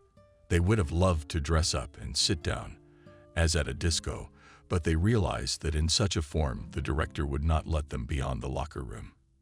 And then the bags in their teeth and behind the parents. So then one of these girls right at the lecture, when the guy was standing between desks, put her palm on the back pocket of his jeans and slightly squeezed. At this point, the young man's patience ran out. He went to the principal and asked to be excused from that class.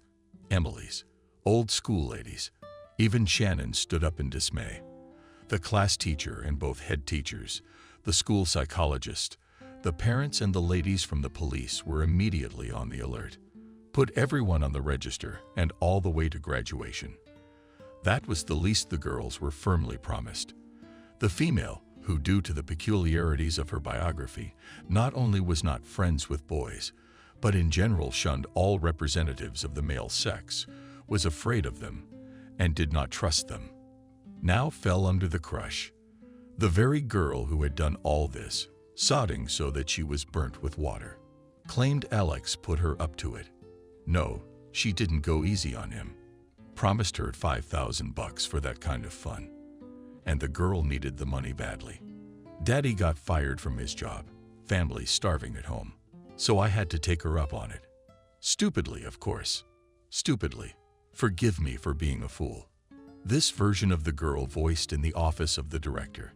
Immediately, the female was summoned there when she heard what she was accused of. She was so blown away that she threw herself into agony right in front of Emily. Fury empowered the female, threw the girl to the floor, and began beating her fists fiercely. Nothing like this had ever happened in the principal's office before. What's there to register? The victim's mother took her daughter to the hospital for evaluation. Nancy was tracked down by telephone and told to report to school in a quarter of an hour. Emily probably thought that Nancy would be even more horrified than she was and would burst into tears, simultaneously shaming her daughter and begging for her forgiveness. I can do that. When Nancy entered the study where the solemn judgment was being prepared, the only thing she could see was that she was very tired, dead tired. Nothing else. Do you realize what Camille has done? Her parents are going to sue you and the school. The press will be here today. Never before. Not even the boys. Nancy stood and waited for that goal of outraged voices to be silenced. She would be heard. She didn't wait. Took a piece of paper out of her pocket, unfolded it, and laid it on the table. Here's the application I'm taking from the school. She was offended by what a classmate accused her of. And this girl will suffer no consequences except bruises. I believe that's called a minor injury. How much do her parents want?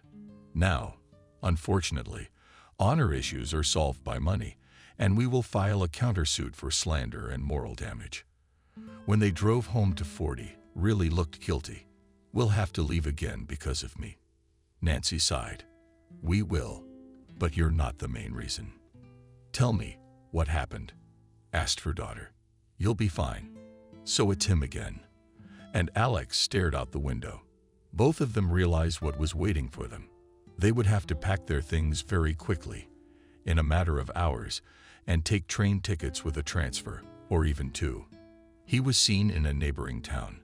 Investigator Cindy Jabrailova told Nancy on the phone this morning. But why? Why didn't you catch him then and give him a life sentence? Both realized the question was rhetorical. Cindy and her assistants had done everything they could. Wasn't there a worse time to get pregnant? No, there wasn't. There was no more inopportune man to have a child with. Christina stared at the test and felt for herself what a stupid expression she now had on her face. And yet she was still hoping for a possible mistake. A test bought at the drugstore.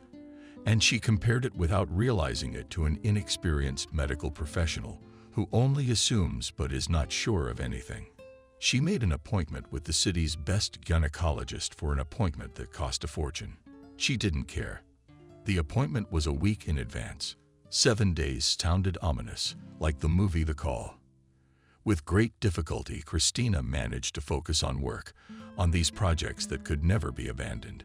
When the order somehow managed to finish, the girl went around the room clasping her hands and something silently whispered, mouth, as if begging for something fate. Only 1%. She allowed herself to get rid of the child. Christina herself was given to her mother with great difficulty, a fictitious child. Long years of infertility treatment, when everything was put into motion. Parents turned to professors and grandmothers to drown.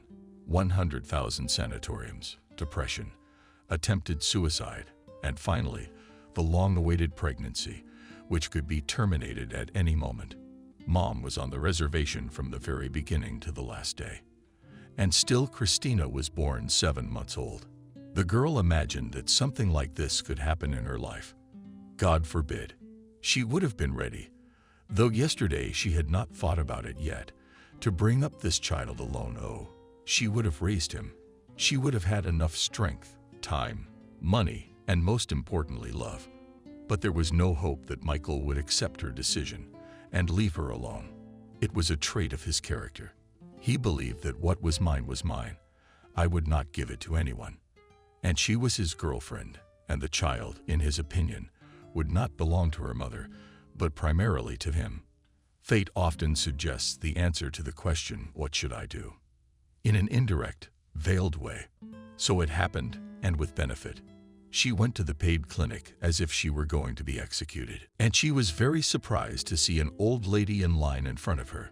Christina thought that only well-to-do ladies, for whom nothing is more important than their own health, were sitting here. No, there was an ordinary grandmother about 80 years old, thin and haggard. Her daughter brought her. She, of course, paid for the appointment, judging by how poorly the woman was dressed. It was a gesture of desperation. It is not known whether she would have come here for treatment or not, but she was willing to give her mother her last penny. Wendy was said to be a miracle worker, taking on almost hopeless cases. Christina entered the room after the grandmother was taken out, and from the scraps of conversation between the doctor and the nurse she realized that there was nothing that could be done, only relief. It was as if death had breathed on Christina. And when Wendy confirmed that she was pregnant, suddenly, for the first time in these nightmarish days, the girl was overcome with joy. The life she was now glimpsing was leaving, and there was no power to hold it back. But the new life was breaking into the light, and it was quite impossible to destroy it. "Thank you very much," Christina said. "No, if everything will be all right, I will be observed not in a paid, but in a regular consultation. Thank you." It sounded so sincere that the doctor's usual mask of sternness disappeared for a few seconds. Wendy smiled. "Good luck to you." Now it was necessary to do perhaps the most important thing, to slip away from Michael so inconspicuously, so that he would not go bankrupt, would not obstruct. Christina decided to walk like a swamp, prodding the ground in front of her. She didn't answer his calls right away. Sometimes she didn't pick up the phone at all. And the latter returned his calls, hoping to accustom him to this new attitude. Not right away, but he felt it. "Didn't you have another lover, or am I boring?" he asked, as if in jest. "Or do you have a schedule now? Today one, and tomorrow another. You're talking nonsense." "What schedule?" She did feel tired, but now she tried to make sure it was reflected in her voice. "I'm loaded to the brim with work from the top. If you have the ability and desire to verify what I say, verify it." Michael brushed it off, but Christina knew he would not miss the chance to check. A few days later, he brought up the subject again, when she refused to keep him company at a country restaurant. "Why do you write so much? Do you want to earn money for what?" Christina was making extraordinary progress in the art of lying. She shrugged. "But you know, basically, I have my own life. It's not like I'm going to demand that you get a divorce and do everything I want. I'm gonna support myself. I want a country house, a computer, a minimum of 1,000 for 200 clients will travel, and I will work at home. I can see hotels with panoramic windows. Behind them, snow-covered coniferous forest. There's a fire burning in the fireplace. And I'll come to you." It sounded half a question, of course. "You know I'm not focused on men. I'm focused on work. So hearing you talk about cheating is ridiculous to me." Christina was calculating her next steps. She didn't want to leave the big city, and she hadn't thought about it until recently. But if she had to, her father, mother, and elderly grandmother lived pretty far away. She would say that grandma needed to be cared for. You can't entrust an old lady into someone else's hands. If she wants to, let her check on her. Grandma lives separately. She is already 86, and of course at this age there are no healthy. And the granddaughter's help is simply necessary. And yes, Christina will really go away. Mom always said if her daughter was going to have a baby for herself, she'd take it. And I don't care if it's from a Negro, or a Chinese, or the President of France. Mom added, emphasizing the extent of her selflessness. And then the day came when Christina came home, and Michael was waiting for her, lying on the couch. He had had the key to her apartment for a long time, but lying there, doing nothing. It was so rare that Christina thought he was even sick and wanted to stay with me so as not to infect the household. "Why didn't you tell me you were pregnant?" Michael asked. As something insignificant, Christina took off her boots in the hallway. She froze, dreading that moment when she would accelerate and face him. At last, she managed to control herself. "How do you know?" she asked. She took the grocery bag into the kitchen and began to sort through its contents, taking her time. Some for the fridge, some for the cupboard. "Didn't I tell you? Don't even try to hide things from me. You have to say things like that. There's nothing to talk about yet. It's still a symbolic term. I get it. You haven't decided what to do with the baby yet. But don't even think about getting rid of it. I'm guessing you don't want him.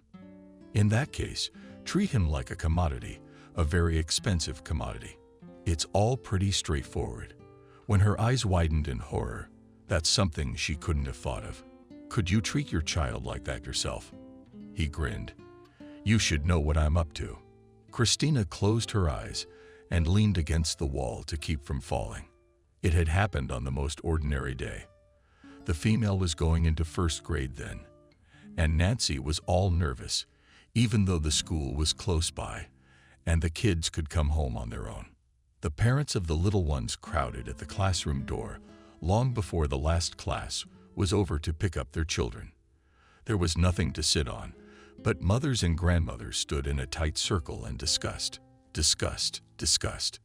Everything seemed terribly important: what copybooks to buy, who and where took a physical education uniform, school meals, crumbs, first friendships and first feuds. They strayed from one topic to another, and when finally the bell rang and among the other guys came out tired, Nancy rushed to her with the question, "But how?" As if her daughter didn't have trivial math behind her, but at least the US. Then homework at home. Posture always did them under her mother's supervision. Together they collected a backpack for tomorrow, prepared clothes, and it was necessary to put the girl to bed on time, because Alex was not used to get up so early, did not fall asleep. For the first time she had shadows under her eyes. In short, the week was exhausting and scary for both of them. And if before they tried to plan something interesting for the weekend, this time Nancy decided not to go anywhere in themselves. We'll have a leisurely breakfast, watch a movie, order a hamburger and ice cream at home. Nancy anticipated that even after lunch it would be possible to take a nap or at least to lie down with a book, to bask in the bath. At that time her ideas of happiness were the simplest. But then Michael called, saying that he was suddenly free and had already taken tickets for some children's play for the evening. When Nancy heard this, her face hid so much that her daughter giggled. "Good thing Daddy can't see you," she said, but it wasn't theatrical. They were both in the mood. Didn't feel like pulling out the outfits, Dad's emergency. Like Grandma Nancy used to say, then drive a long way. I didn't want to sit in the audience. I wanted to relax for once. But Nancy knew Michael could insist, so with a sigh, she opened her closet and began going through the racks of dresses. They didn't have a lot of clothes. Nancy wasn't much into fashion or dressing up. Evelyn didn't care much for bows and bars at that point. Michael was to pick them up at 5 o'clock. It was just about to rain. It was starting to get damp, and it would have been so nice to stay home. But who knew that fate would grant their wish in the most unexpected way? When the doorbell rang, Nancy was surprised. Michael had never before forgotten to take the key. But when she saw blood on the doorstep of the not-so-young policeman, an accident, Michael was dead. If he had been alive, she would have gotten a call from the hospital. There was not a shadow of sympathy on the faces of the policemen, however. They had come for Michael, and she had been forced to let them into the house to make sure he was gone, and had been gone since morning. Nancy followed them as they went around the rooms. What happened? He hit someone. It was the first thing that came to her mind. If he hadn't been hit, then he might even be dead, or some kind of business problem. But then do the police suddenly show up at a house like this? She didn't understand much about any of this. But it seemed to her that if there were any financial problems, Michael should have been sent a paper or invited somewhere. "You're coming with us," one of the policemen said. "What about the baby?" Nancy was confused. How long is this going to take? How am I going to leave her? Alone. What's wrong? They'll explain everything to you there. Nancy called a friend and asked her to come and sit with Evelyn until she got back. If it's too late, you can stay the night at my place. But what she learned at the police station was the end of her former life. At a noisy intersection, Michael's car stopped at a red light along with other cars. In the back seat sat a girl of about 6 or 7 years old. The man, who was preparing to cross the road, saw the desperate face of the child, flew to the glass, and the girl, realizing she had been spotted, screamed help. Everything was decided by seconds. The man's reaction was lightning fast. He managed to open the car door, grabbed the hands of the man behind the wheel. A fight ensued, which Michael would no doubt have won. He was younger and considerably stronger, but taking advantage of what was happening, the girl got out of the car and ran into the thick of people, into the yards. Michael slammed the door shut, and the cars sped away. The story was absolutely stunning. Nancy. What nonsense, she began. The husband had probably given that girl a ride. And as for the fact that she was calling for help, maybe there's such a family out there ready to blackmail to pay them. Faked a kidnapping. The young investigator shook her head. The girl had already been found. She's 7 years old. Her mom is a doctor, raising her alone. They were walking in the yard. The mother named her. The neighbors started complaining about her health. So the woman was only distracted for a few minutes, and in that time, the little girl disappeared. But that can't be. Everything that was happening seemed unreal to Nancy. It wasn't Michael.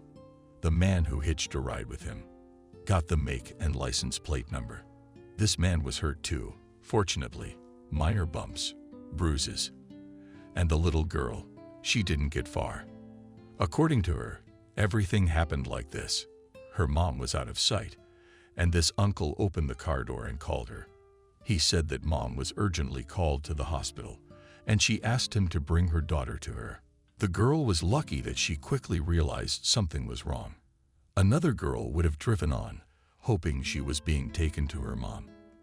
And there's almost a 100% chance the kidnapper would have gotten out of town. The two coincidentally ran a red light, and a stranger rushed to her aid. That's what saved her. Let me tell you something first. Nancy, my husband is not a maniac or a murderer. We have a daughter the same age as that baby. The investigator's girlfriend's voice turned cold. I don't know what the investigation will reveal, but now I wouldn't be surprised if you cover for him. Perhaps you knew about everything in advance. What are you talking about? I'm going to ask you questions, the investigator said, and you will answer them as truthfully as possible. Now the policeman's voice was ice cold. Then sign the report. Nancy was released in the late afternoon. The only way home now was by cab. Up to this point, Michael's phone, no matter how many times she called him, had not been answered. But suddenly, Nancy heard a familiar tune play in her purse and her husband's number pop up on the screen. But a moment before she bombarded Michael with questions, he said, "Be quiet. Listen to me, because I'm not calling again. I just got unlucky. I took the wrong job. Someone else should have done it. But that's just the way things are. Wait, wait, wait. Don't talk. You're right. I'm not a maniac or a murderer. Children are always okay. Now for a while, everyone's gonna lose me, including you. But I'll come back for you. Don't be afraid of interrogation. You have nothing to say. You really didn't know anything." As the investigation progressed, even those in charge of the investigation became uneasy, even though they were hardened men. It turned out that many were in the business and management in the rehabilitation center and in the orphanage. A peculiar price list was also discovered. Those parents who did not care whether their child would go to the state food or would be sent somewhere abroad received the least. Of course, not all children passed the selection process, and much mattered gender, age, health, and appearance. The case was widely publicized, not so much because of children from marginalized families, but because several girls from well-to-do families disappeared. The vain search lasted for years. It cost the parents a lot of money, up to and including the madhouse. And the clue lay close at hand. Now many people have been sentenced, and only Michael has managed to escape.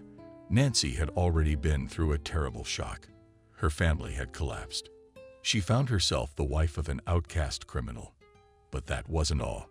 She started receiving anonymous phone calls. She was intercepted at the front door of the house. "Your husband robbed us of our daughter. It'll be the same with your girl. We'll give you the last of our money.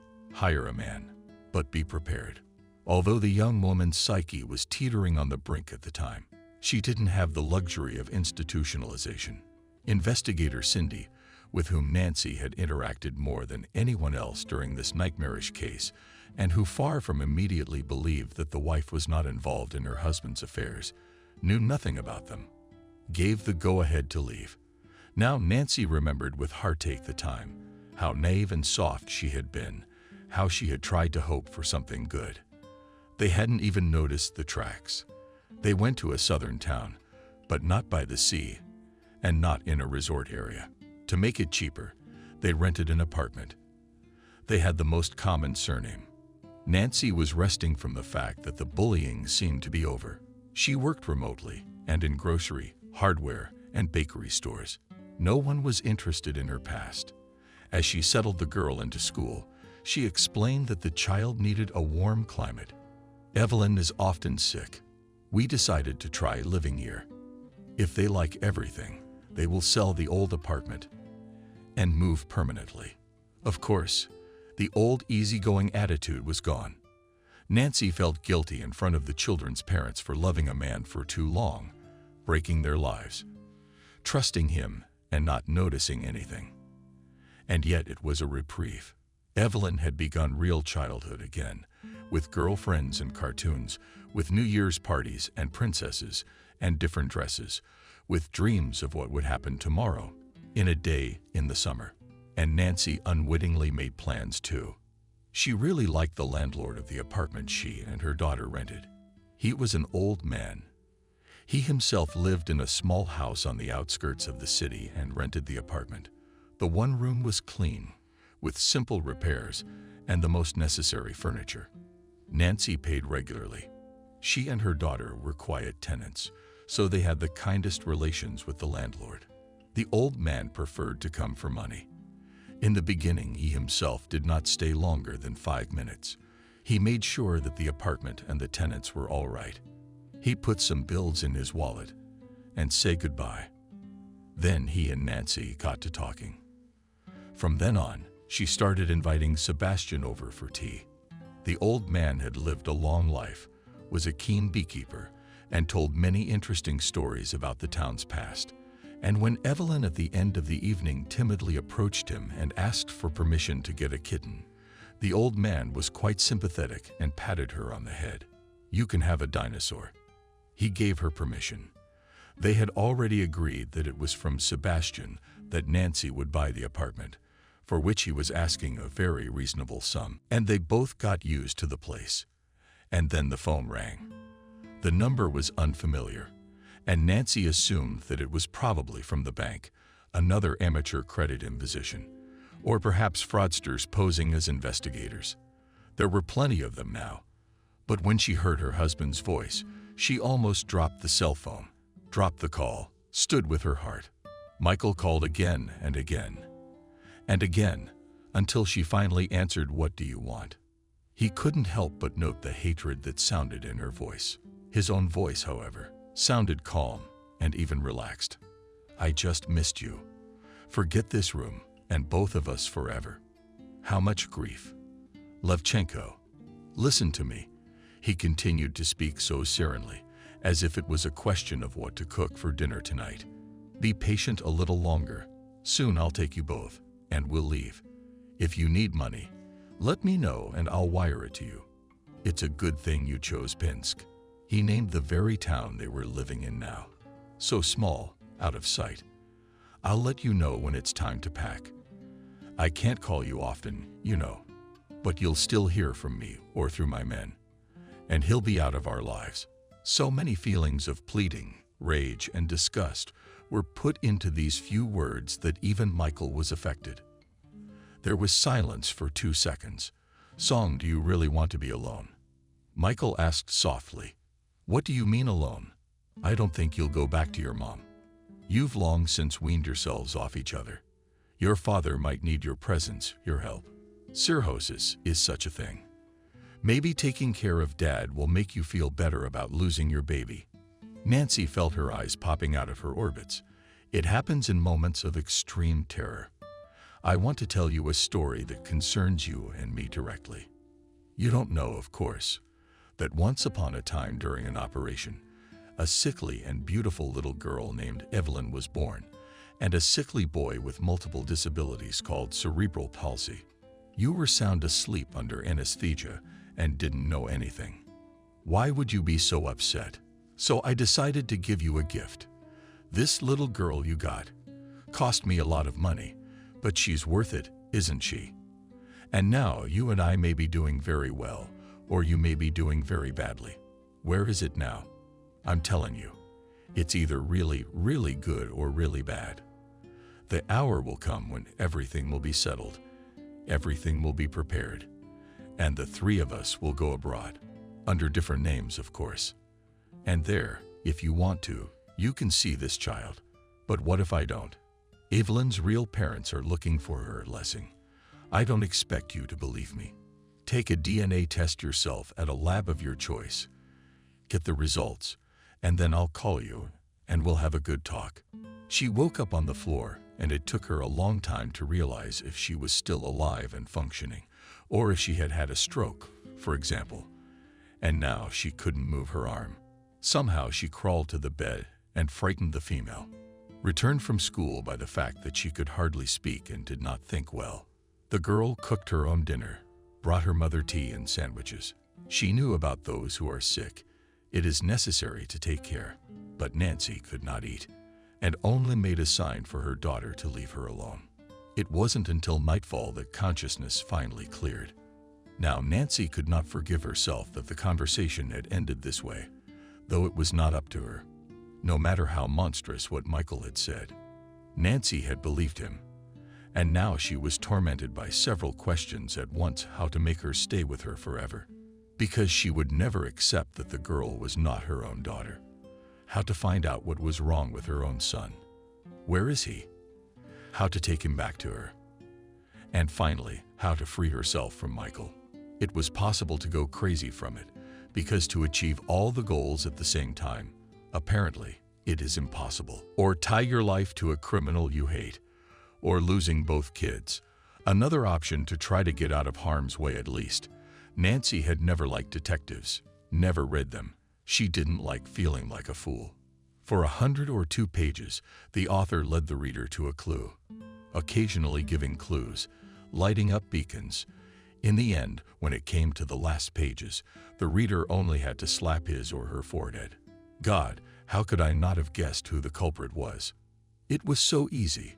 But Nancy, now it seemed that she was in some surreal labyrinth, in some nightmare. And she didn't know how to get out, because she had no experience. She went to a nearby town, bought a cell phone, a SIM card that wasn't registered to her, and called Cindy the investigator. Never would she tell her the whole truth, because it would be taken away from her immediately and get to the bottom of who her real parents were. Nancy only said that Michael occasionally calls her with threats, so she wants to change her documents through the registry office, take a different last name, and cut off loose ends. Go somewhere where she and her daughter won't be found. She understands everything, but she is not going to become a live wire to catch Michael. She's a weak woman, and she's scared. Surprisingly, they backed her up, gave her the go-ahead, even put her in touch with some people. Just ask her to take her time and do it carefully. Maybe there'd be another call that would clear things up. There was a call, just not the one Nancy had expected or Cindy had hoped for. Later, Nancy decided it was her own fault. "How could you?" she asked. "You mean the boy?" He grinned, somewhat grudgingly. "He's alive, not starving. He could have gone to the showdown." "I've had that thought. Basically inferior specimens." That's when she screamed monster and started banging the phone against the wall, because the only alternative was to bang her head into the wall. The very next day, she rented a car, a house, and left with Evelyn, taking the bare minimum of belongings with her, and cut all ties. And there were new papers and new cities, and nightly prayers that the man who had created all this would disappear, dissolve, melt away like smoke without a trace, and that even if she never sees her son, God will take care of him wherever he is. But never, never again would Nancy be able to relax and everything else that came into her life, and that desire to learn to shoot. And these apartments she'd so carefully picked out with alarms, preferably backdoor, was the kind of craziness that would stay with her until the end. To give birth, Christina went to her parents. They were overjoyed. The rest of her acquaintances were perplexed to trade a huge city, where the apartment, career for a small town, in which to find a job, where the salary of 20,000, it is normal. And 30,000 means fabulous luck. That the girl came here. She's going to have a baby without a husband. It's a bad time. No one can blame her. And it's all over the place nowadays. But the parents didn't recognize the daughter and Christina, who used to come home only at night. It was like that since 15 years old, then at friends' houses, then at some parties, festivals. You'd never know as long as she called to say she was alive. Christina hasn't left the house right now.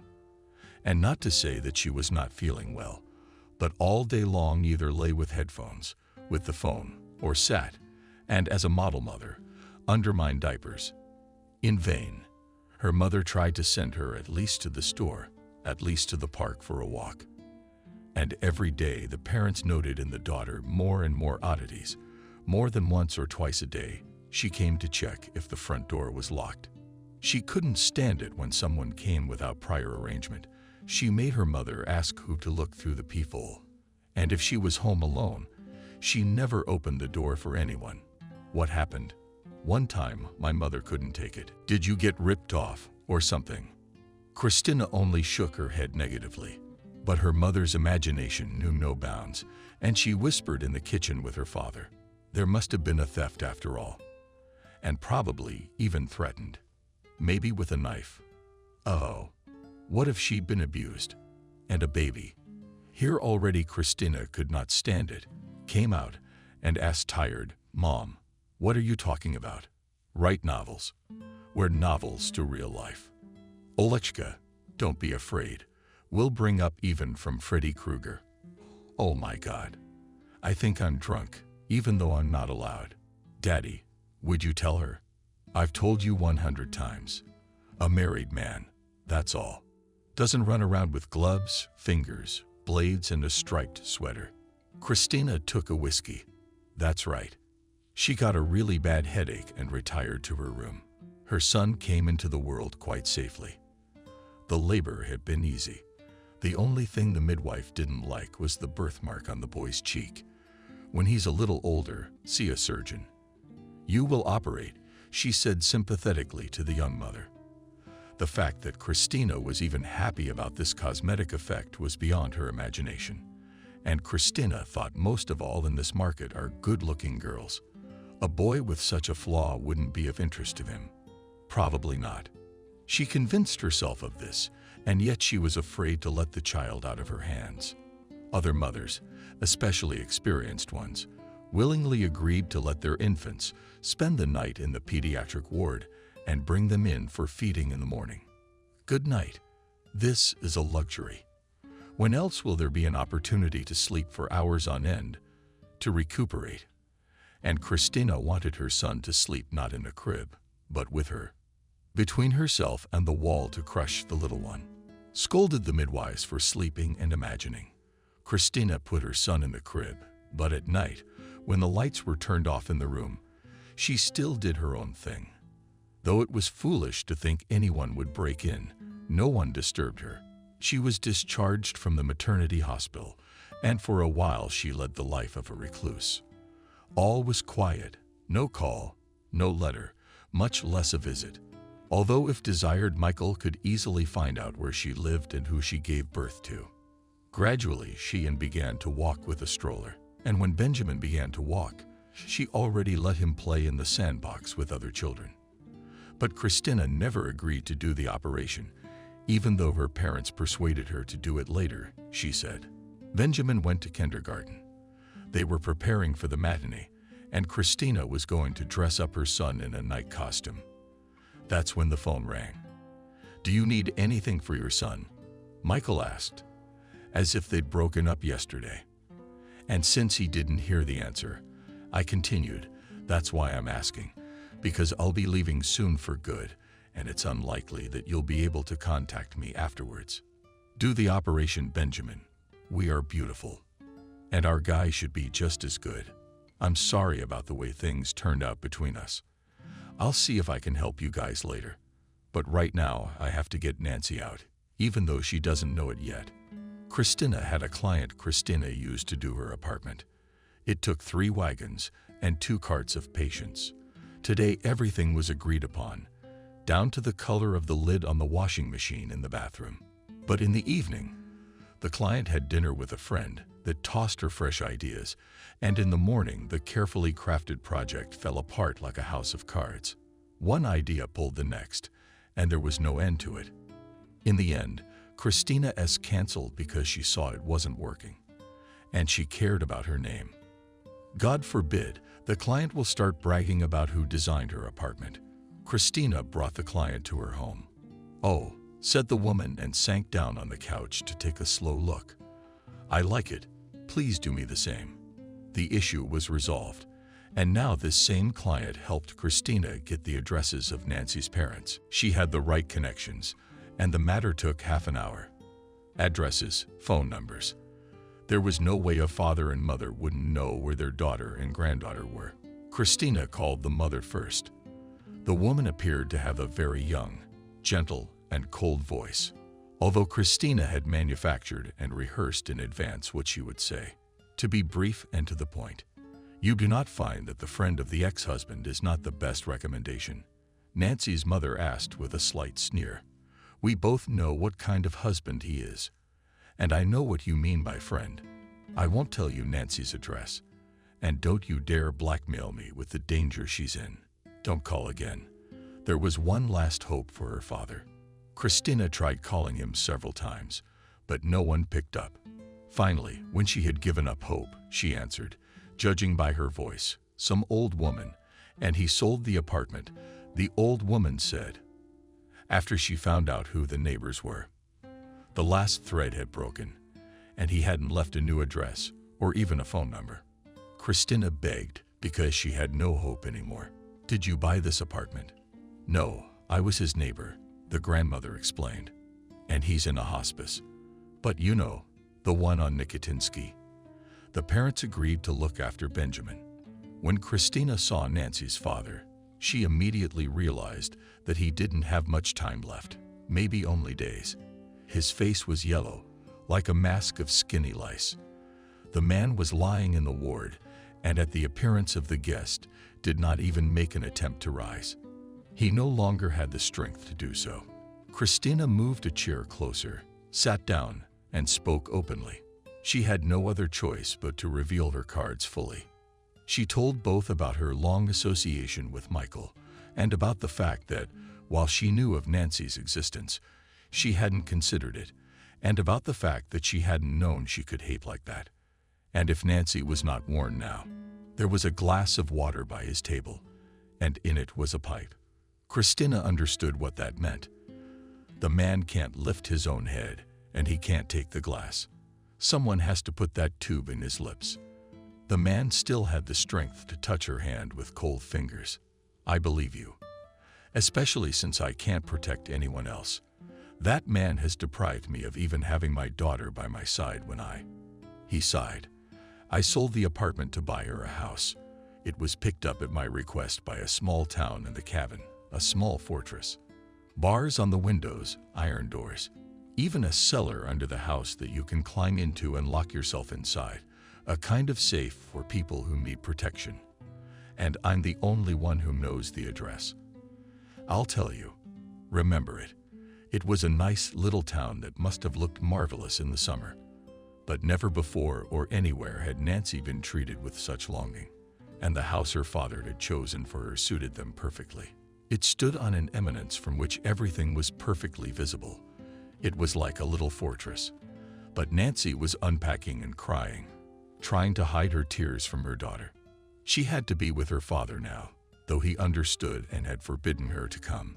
Said he would call her when he felt like it. What kind of forces were helping this ghoul who had broken her life time after time? And not just her. How does he keep finding her over and over again? Was he aided by some extensive network of helpers, or was he working with a psychic? Nancy was ready to believe anything, but had to pull herself together and start over once again.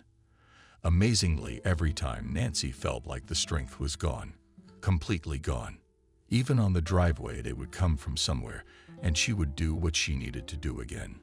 She walked around the house from attic to floor, checking every door, every frame, making sure the bars on the windows were secure and the locks were in good working order. When she started checking for the third time, she was convinced she was getting paranoid.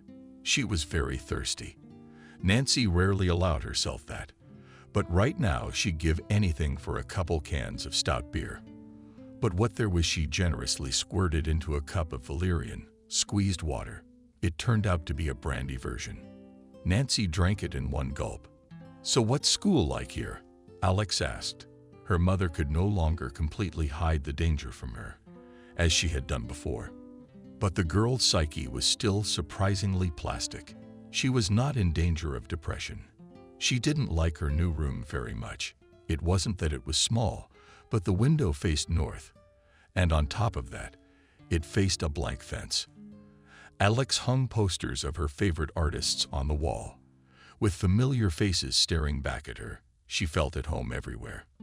"I don't know," Nancy shrugged for now. "Let's think about homeschooling." "Cool. You'll be able to go out at least some of the time." Nancy felt in this question the longing of a creature locked in a cage and longing for a little freedom of a mother who limits her sick children in something. One realizes otherwise it is impossible. No one can make their child live by other rules. But by 40, she was healthy. She should be out riding her bike with her friends, going to ballroom dances and birthday parties with her girlfriends. And Nancy keeps her in a cage. "Give me a week." She asked her mother to look around. "I'll see what's going on and decide." Alex took a deep, deep breath. And Nancy, looking at her daughter's face, wondered how she hadn't noticed it before. No, she knew Alex was nothing like her. Not one bit. Not a single trait in common. But Michael seemed to have something in common.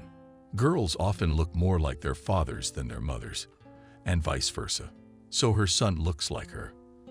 But why was it all just on her shoulders? Nancy honestly tried to recall if she had fallen in love with anyone in her youth other than Michael. But at least there were some portraits on the walls like a female. Had she married too young? Yeah, maybe when she was watching action movies. Michael loved the genre, sometimes identified with the heroine, whom the hero saved from every conceivable and unthinkable danger, with whom there is no need to be afraid. And day and night the brain will not be drilled with thoughts. Have you foreseen everything? No need to think about anything. It's like being behind a stone wall. One of her friends had a husband who looked nothing like a movie hero. An old man, a little heavy and completely gray, a former military pilot. Oli had a severe form of diabetes. Her daughter was born with Down syndrome. But how Ethan loved his girls. How he worried about forgetting to take their medication.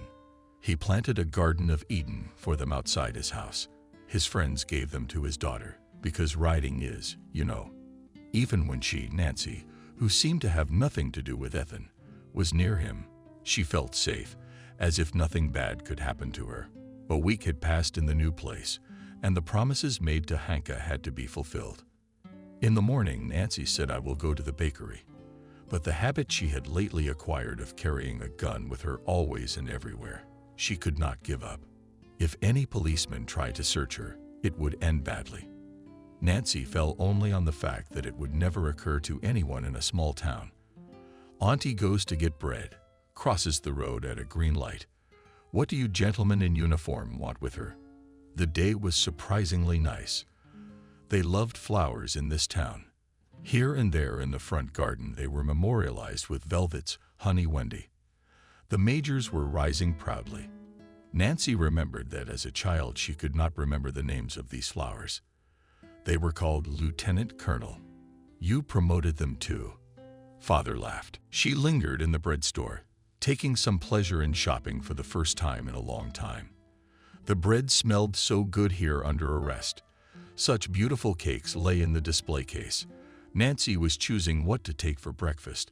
What would please the loaf of kolache, poppy seed pies, yogurt with peaches, a simple loaf for sandwiches, delicately pink sausage. She was approaching the house when someone sitting on the low metal fence stood up and stepped toward her. Hi, a tall man in a black jacket, a cap covering not only his forehead but his eyebrows as well. It took Nancy 2 seconds to recognize Michael had already overwhelmed her. Maybe if Nancy had been a professional fighter in the military, training to the point of complete automaticity of movement, the gun would already be in her hands. But the shooting range was one thing and another. She'd never pointed a barrel at a live target, not even a rat. Her only hope was that he didn't know she had a gun at all. "Let's talk," he said peacefully and even with a smile, like he was just a regular Sunday butterfly who had come to make arrangements to visit the baby at a certain time. There were so many words Nancy wanted to say, and they were tearing from her throat. But she restrained herself to let Michael speak first. "What does he want?" "We'll go away," he said. Finally, it all came together. "All the docs are in hand. It's a great opportunity waiting for us. We're going to Europe.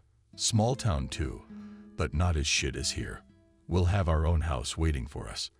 I'll continue doing what I love, selling fashion secrets. You'll grow tulips. We'll put posture in a good school, just like the one you went to when you were a kid." He kept his trump card up his sleeve. "And if you want, you can see your son once in a while. I don't think he should be taken away from where he lives now. Handicapped people don't belong amongst ordinary people." "But my dear, how long will it take you to pack?" "We're not going anywhere with you," she said. He raised his eyebrows. "But you realize that in this case you never will, and I'll try to find him myself. But even if you don't, you've heard read your ears 10 times. I'm not going anywhere with you, and you're not taking me to the bank." Michael stared at her for a long time. Maybe a minute, maybe even longer. "Well," he said, "this was practically your last chance. There's a spark of hope left, so to speak." He held one hand down, and now something clicked distinctly in it. Nancy shuddered, but remained silent. Then Michael spoke. "You want to know that it's now a fire starting in your house, a remote control, the kitchen catching fire. And it's going to go very fast from there. Your plan, my house, my fortress is now playing against you. Bars on the windows, iron door. You won't open it, by the way, while you were buying caps. That's clever. It didn't take a man to pull a key out of your pocket, so the sled won't get out of there. She might last longer if she guessed to hide in the bathroom. But smoke and fire." Michael shrugged. "They'll get her anyway. And I don't see a man with a car nearby to snag a rope, rip the bars off the window. And don't look at me like I'm an animal. That's not my daughter.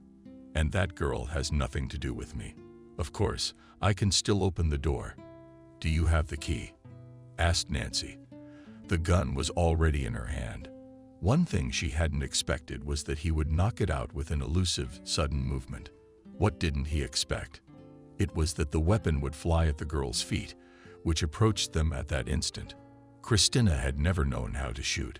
She didn't know anything about how to load a gun, didn't know what a safety was. Only in movies had she seen the trigger pull, her hands shaking. She was just so damn lucky. The day was so overcast that at 12 o'clock it felt like dusk. Nancy's route was from cemetery to cemetery. She hailed a cab and asked to be taken to her father's house. The plot was new, and just beyond her father's grave, there was still a forest growing, pine trees standing. And the ground here was bloody bad, just rocks. Nancy, like many people, came to the cemetery and distracted herself with thoughts. We should order some proper soil, plant some flowers. No, Dad really liked the smell of pine needles. Sooner or later the big spruce trees cut down the forest. And on the grave she'll plant dwarf ones. And the monument she had already looked closely at, a simple granite one, with a white marble rose that lay on top. She wanted very much to hug the cross and sob like a little girl in her voice. Nancy knew what she would do, so a little later she would come home.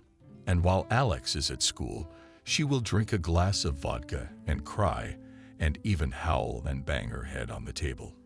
But right now, hold out a little longer. The cab driver wasn't leaving. She asked him to stick around. Nancy gave him the address of another cemetery in the suburbs. You have a memorial today, the driver clarified.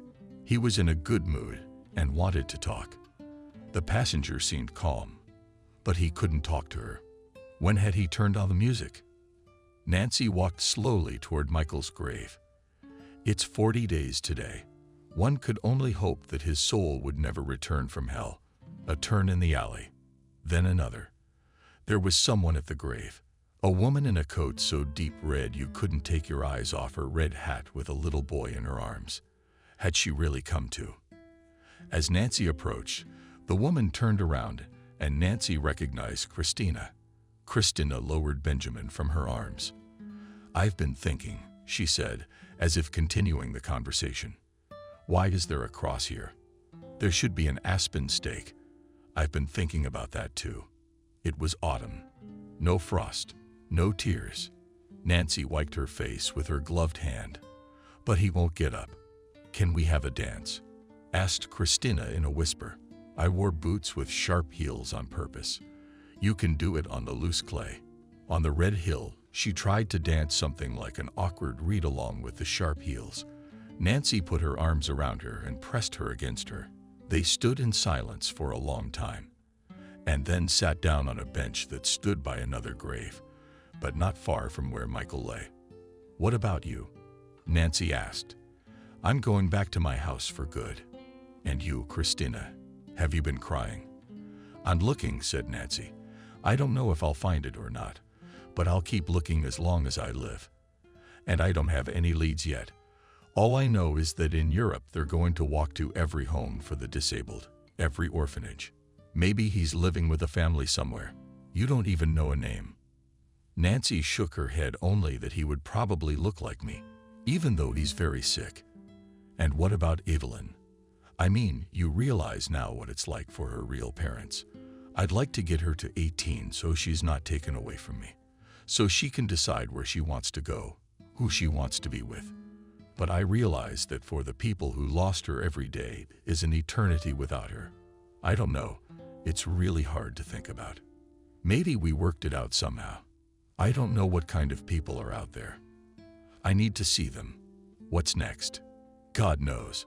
We live as a family. Or have her stay at my place or theirs by the time she's 40.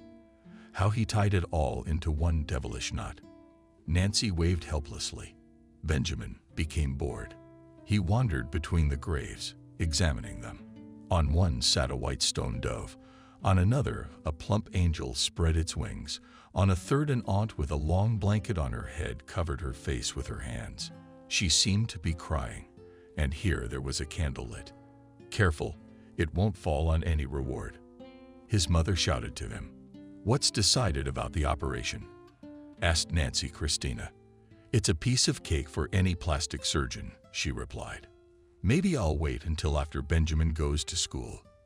I understand about the painkillers and all that, but I have such a low pain threshold right now that I can't even squash a cockroach." "Your house is a work of art.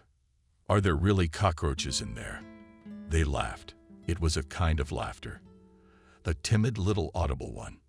And yet, Benjamin knew which grave they had come to. It was dull to the point of disgust, dull, red earth, and nothing else. Near one of the monuments there were roses in a stone vase. Benjamin pulled one flower, a dark red poe, that seemed particularly beautiful to him. Benjamin decided to put the rose on the grave of the man for whom his mother and that aunt were crying. "No," the women shouted with glee. Surprised, Benjamin almost dropped the rose. The rain had stopped freezing. It was a little brighter around. Even a bird made a sound. Benjamin went over and, taking advantage of the fact that his friends were talking about something, he shot the flower, shot it, strangled it, and started dropping petals in their laps.